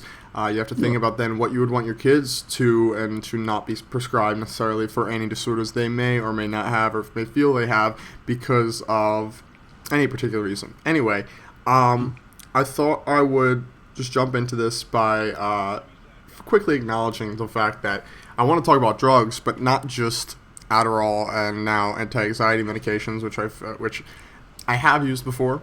I have tried before for recreational use, but don't do regularly at all and haven't done in months. It was an experimental thing, and that's a big reason why I want to talk about drugs publicly, is because I'm no longer viewing my YouTube as a monetization strategy for my life. I'm viewing it as a platform for me to hopefully have good influence over other people's lives. So I'm trying to get lots of views, yes, but it's in the effort to get a lot of people to hear some messages I feel like are important. And it's just these two types of drugs, they're like complete opposites. They're uppers versus downers, and we were talking about that last night, and how there's some kids who are prescribed both or will be prescribed both, and it's not okay to mix these, and also it's just not okay. I don't even feel like either one genuinely is needed by even 10% of the people who end up actually being prescribed that by people. I agree totally. We were talking. For me, go ahead. For me, it's those sorts of drugs are kind of a short-term solution to a long-term problem. Yep. It's not going to help you in the long run. It might help you in the short term, but overall, it's not really going to get you to where you want to be. And it's like a quick solution, really. Exactly.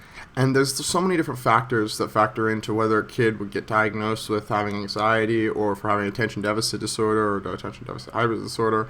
But the main factors everyone can agree is the situation at home and the situation at school.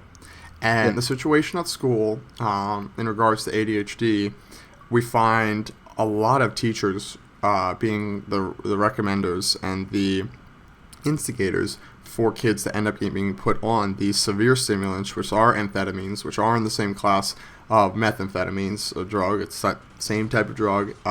It's like legal meth, in my opinion, legal speed. And when teachers make these recommendations, and then these kids get on these drugs, and then they perform much better, they're also a lot more quiet. They're also appear to be smarter.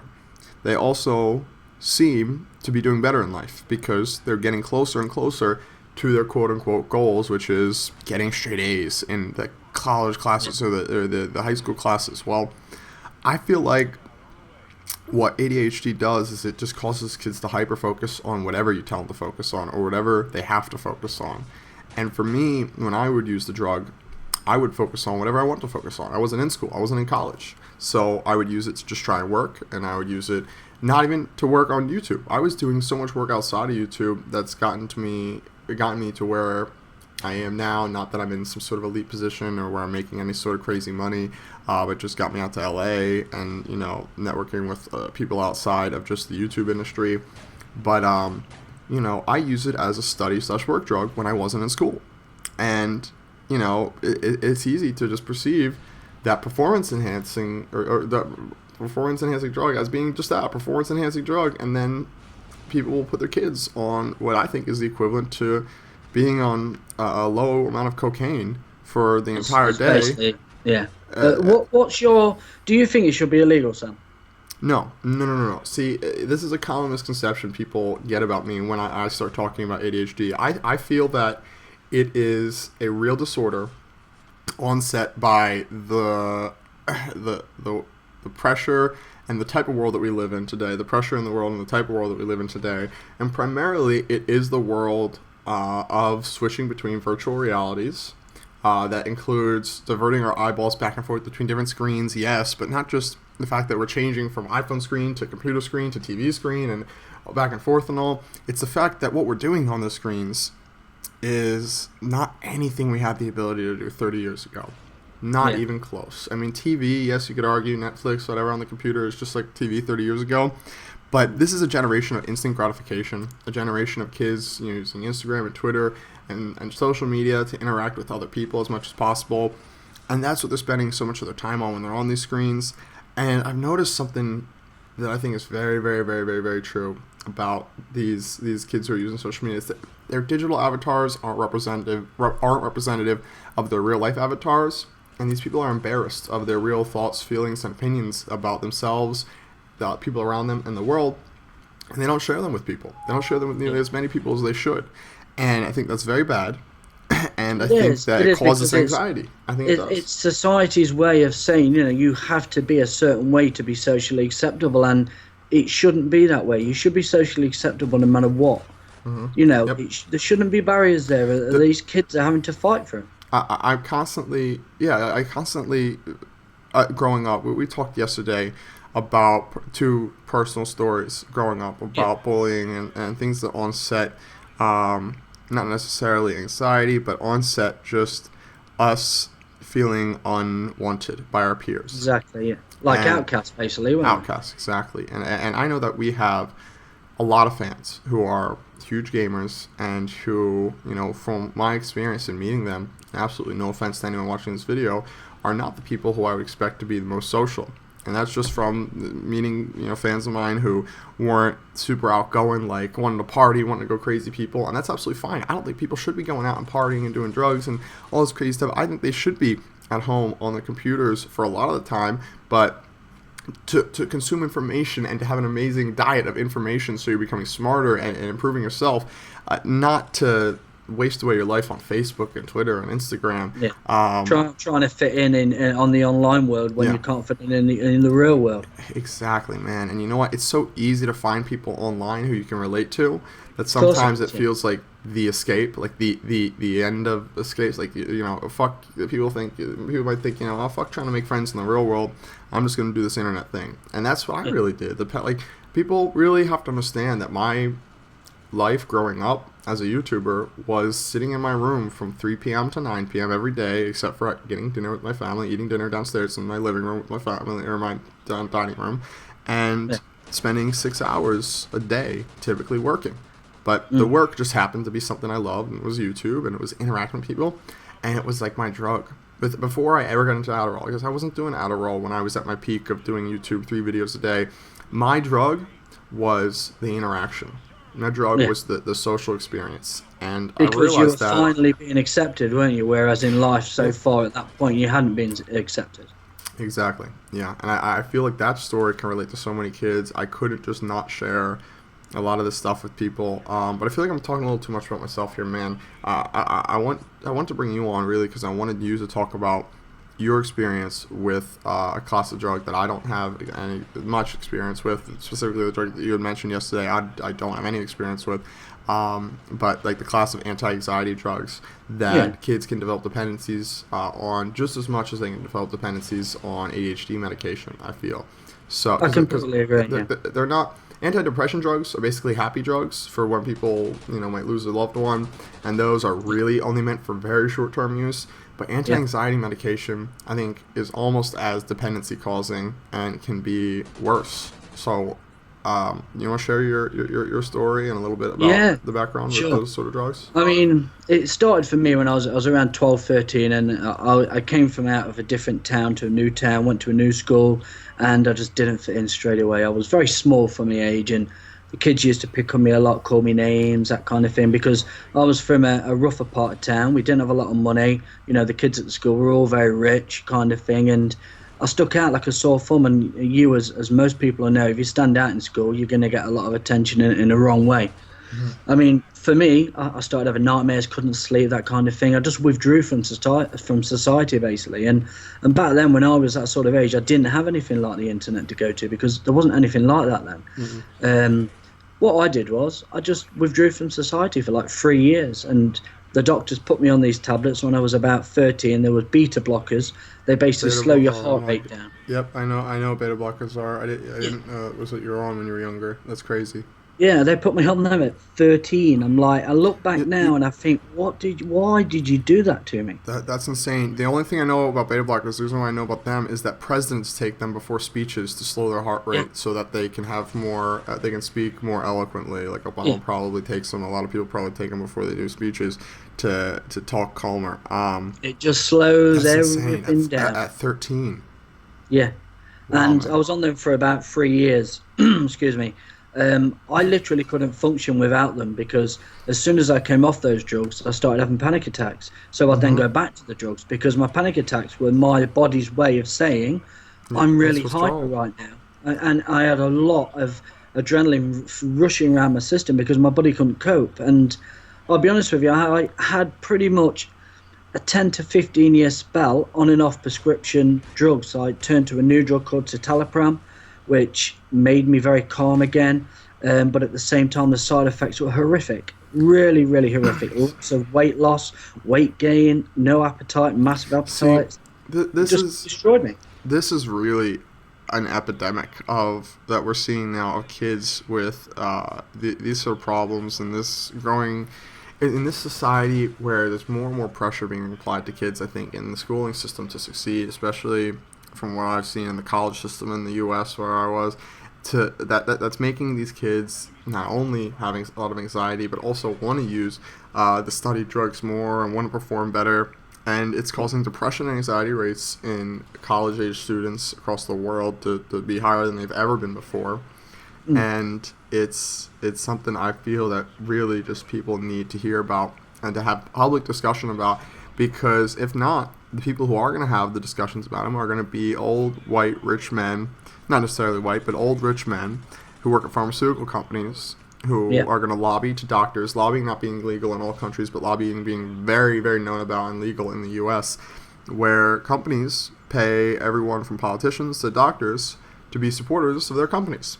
And in the case of pharmaceutical companies, that includes doctors endorsing drugs to teenagers who they feel should be on specifically this one company's type of stimulant, not, the other. Or this one company's kind of anti-anxiety medication, not the other. It's all about the big bucks, Sam. It's all about the big bucks. The business behind drugs is insane, and people don't talk about it. And it's a taboo subject because these have been classed as legal by the government. So people think, oh, they're legal, they must be okay, and they can't be bad for you. Trust me, they're bad for you, and they can really, really wreck your life. It can take a massive chunk out of your life, and it did it to me. And don't get me wrong, I'm so happy I am where I am at the moment. I'm in a really good place. I've never had a better life than I've got right now, and everything I did led me to this point. So I don't regret any of it. But when I look back and I see, you know, some of the things I could have done differently that would have made me a little bit healthier today, I'd have made very different choices. Exactly, and that's what it's about at the end of the day. Your health and the health of your brain when you're taking these drugs is the number one thing you're affecting. Number two, yes, your heart, if you're taking stimulants, and heart, if you're taking beta blockers or anti-anxiety medication, that can affect your heart and your blood and a lot of other things in your body as well. But the blood-brain barrier in your head and the balance of chemicals in your head, serotonin, adrenaline, epinephrine, adrenaline, like all those drugs all the happy drugs, all the dopamine, all the uppers, the things that affect it. It's insane that you can really mess up your levels of the chemicals that are in these glands in your brain that allow you to be happy.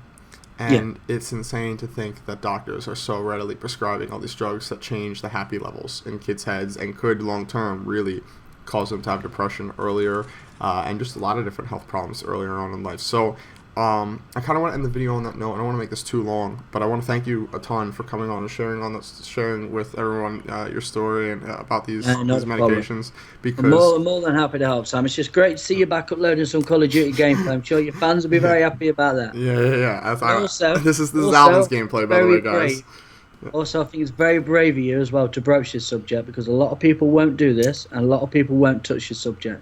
Hats off to you for doing it, because if this can just help one child, then it's been worth doing. And that's the point. I think that I can't have open personal conversations with every single person out there whose parents might consider putting them on medications, but I think I can get at least 10,000 kids to watch this video, and that could really change a lot of lives, because then they might think about having discussions with their friends who are prescribed them, and it could change, through the butterfly effect, a whole lot of people's lives, hopefully. Agree.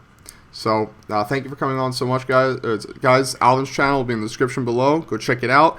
Give this video a like rating if you enjoyed the subject matter. I think more videos like this should be made on YouTube. And anything else you want to say, Alvin? No, just thanks for having me on. And yeah, let us know in the comments what you think, guys. Let us know if this is something that has affected you. And if you do need to send a private message to any of us, you're more than happy and welcome to. I will reply to every single message I get. As I say, my channel will be below. Any messages you send me are in confidence. I'm more than happy to help you guys if I can. So there you go, guys. I can try and answer as many tweets as I get. I can't go through my messages. I got like over 60,000 at the moment, man. I don't know. You're probably gonna get over 1,000 today. So good luck. Hey, it's all good. It's all good. I got plenty of time. So yeah, there you go, guys. If you got personal questions for Alvin, go check them out. And other than that, guys, take care. Have a good day. And stay safe. I'll see you guys later. Bye. Hey, what's going on, guys? It's xJawz, and I don't ever usually get nervous for videos, and when I do get nervous, I don't usually say I'm nervous, right in the beginning of the video especially, and that's because I understand content kind of well, I think, and that's where things sort of start to get weird, and that's why my voice chops off as I say something like that sounds a little bit egotistical. Just know I don't consider myself,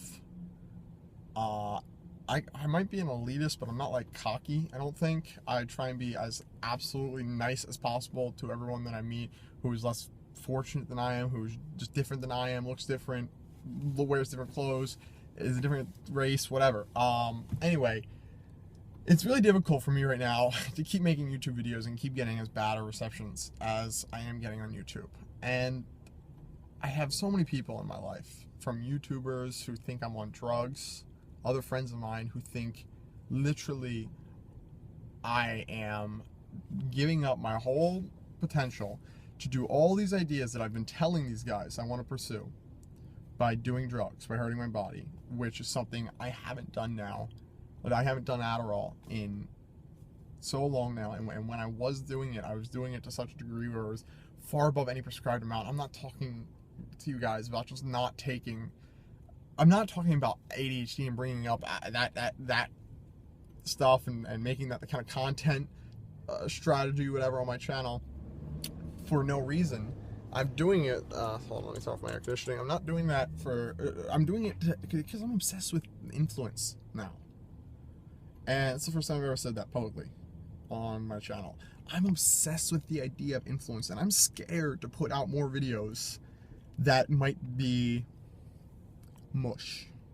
Mindless content of people just even today, and I don't even want to say this because you guys will know, you'll think of one person as soon as I say it, but it represents a whole category of people. You're just going to think of the biggest. Mindless content where people just are actually not even talking about or trying to teach someone about a game. They're just enjoying it and reacting to it. I have so much love for a lot of people who do that and just make videos of them reacting and do funny shit, and I think it's great and amazing, and YouTube is an incredible platform for people to have influence on and to express their ideas on and all these wonderful things. I love it. The point is I'm scared of using my influence, this number that, you know, represents the amount of people total who have at one point liked me enough to hit subscribe, but to the guys who still do watch me, because I don't want to lose you guys, if that makes sense. I don't want to put out the wrong type of content, but I don't want the content that I put out in the world to have potentially not a positive impact. So that's why I'm talking about drugs so openly and being just absolutely crazy on Twitter, because I think it's making people think and making people just realize that, you know, it's okay to be different. Like that's the root of what I'm trying to say, because I've got a lot of different ideas about life and about what I want to do with my life and with my influence, and that's why I'm talking about all this shit, because I don't want to.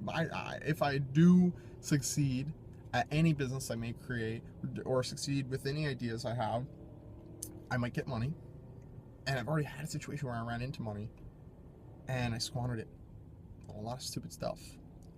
And my friend Kyle told me the other day, an entrepreneur, I'll leave unnamed for a reason I'm not even going to get into, who was talking to him, told him this quote that I've been thinking about a lot, which was, you know, it's not best to raise a lot of money for a company idea right away, because a lot of times the entrepreneurs who are getting money for the first time end up squandering the money because they don't spend it on smart things, and it's like their first time ever having money.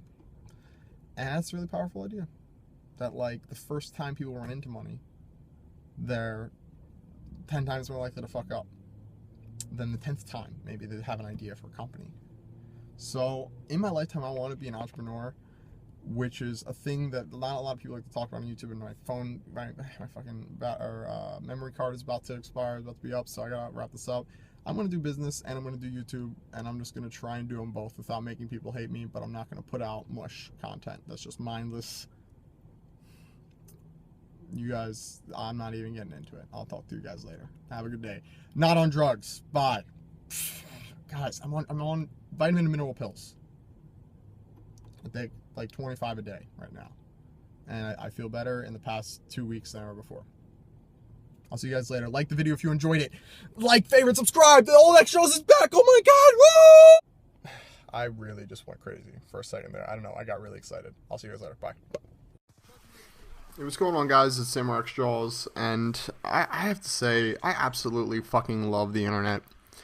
I think I was pretty much raised by the internet, more so than my parents, and that's a bit of a weird thing to just sort of observe, but I think that's an important overtone to this video that I should identify right away. A lot of the stuff I've been tweeting about the past week has made me alienate myself from my audience and make me sound completely crazy, and I know that.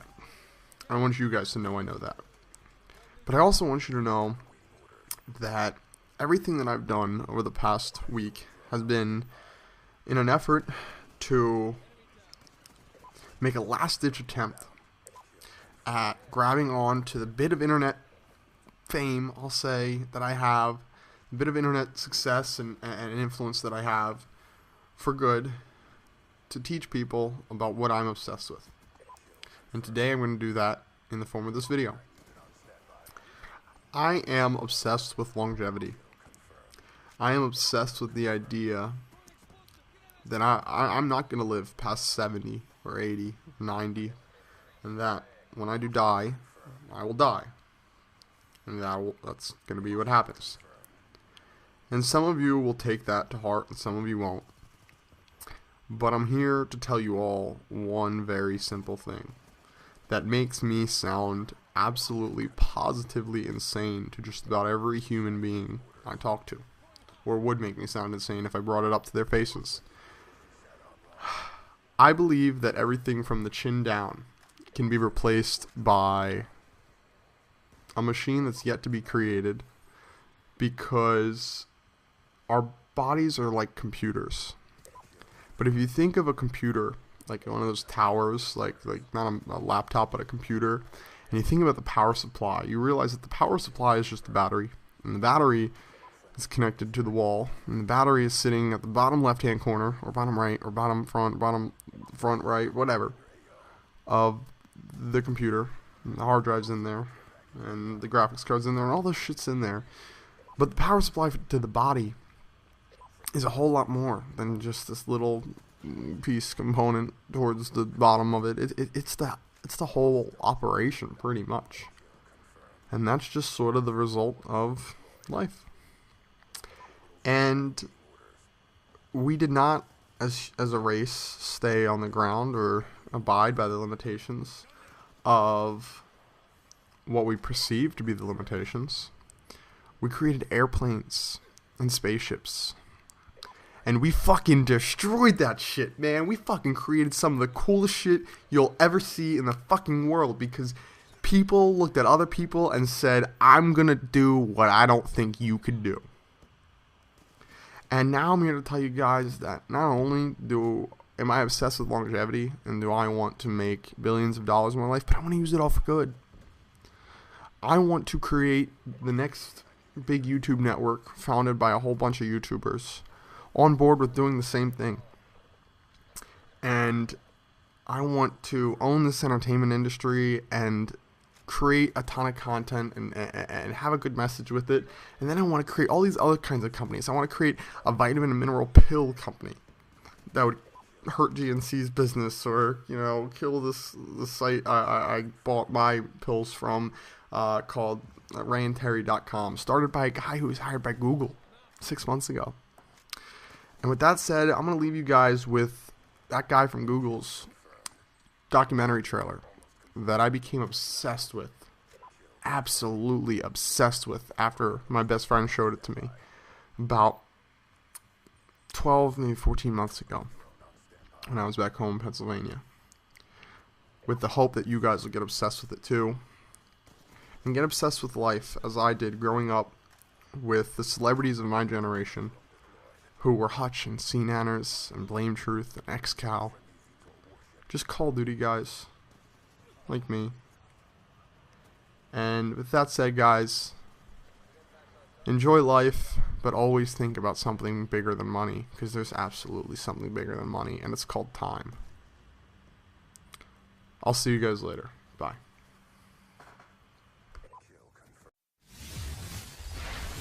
The reason I'm calling today is to express my disappointment that you have invited this highly sophisticated crackpot and given him a national forum to express his pseudo-religious predictions that have no basis in objective reality. If you go back 500 years, not much happened in a century. Now a lot happens in 6 months. Technology feeds on itself and it gets faster and faster. It's going to continue, and in about 40 years it's going to be moving so fast, the pace of change is going to be so astonishingly quick that you won't be able to follow it unless you enhance your own intelligence by merging with the intelligent technology we're creating. This guy is freaky. He says computers will have consciousness in just 25 years. As we get to the 2030s, you're not going to be able to tell a clear difference between human and machine intelligence. He's an award-winning scientist and engineer, a millionaire several times over because of his inventions. Raker's wild. These inventions may end up causing the worst war that humanity's ever had. Corporations and governments and societies will be created and destroyed on the back of the technology that this book describes. Inventor Ray Kurzweil thinks that one day humans may be able to live forever. I want to live as long as I can. I don't want to die. If following Ray's regimen would put that day off, I would very willing to do that. I knew there was a reason I was keeping all this stuff, and he kept all this stuff. I do plan to bring back my father. It's going to scare a lot of people. The world is changing far too fast. Nothing like this has ever happened to Homo sapiens before. These ideas are going to ultimately change the world. We didn't stay on the ground, we didn't stay on the planet, and we didn't stay with the limitations of our biology. I think Ray is performing in the service of a prophet. That's wrong. He has used the gift that he was given for the betterment of humankind. That's what I know. It will be the universe waking up.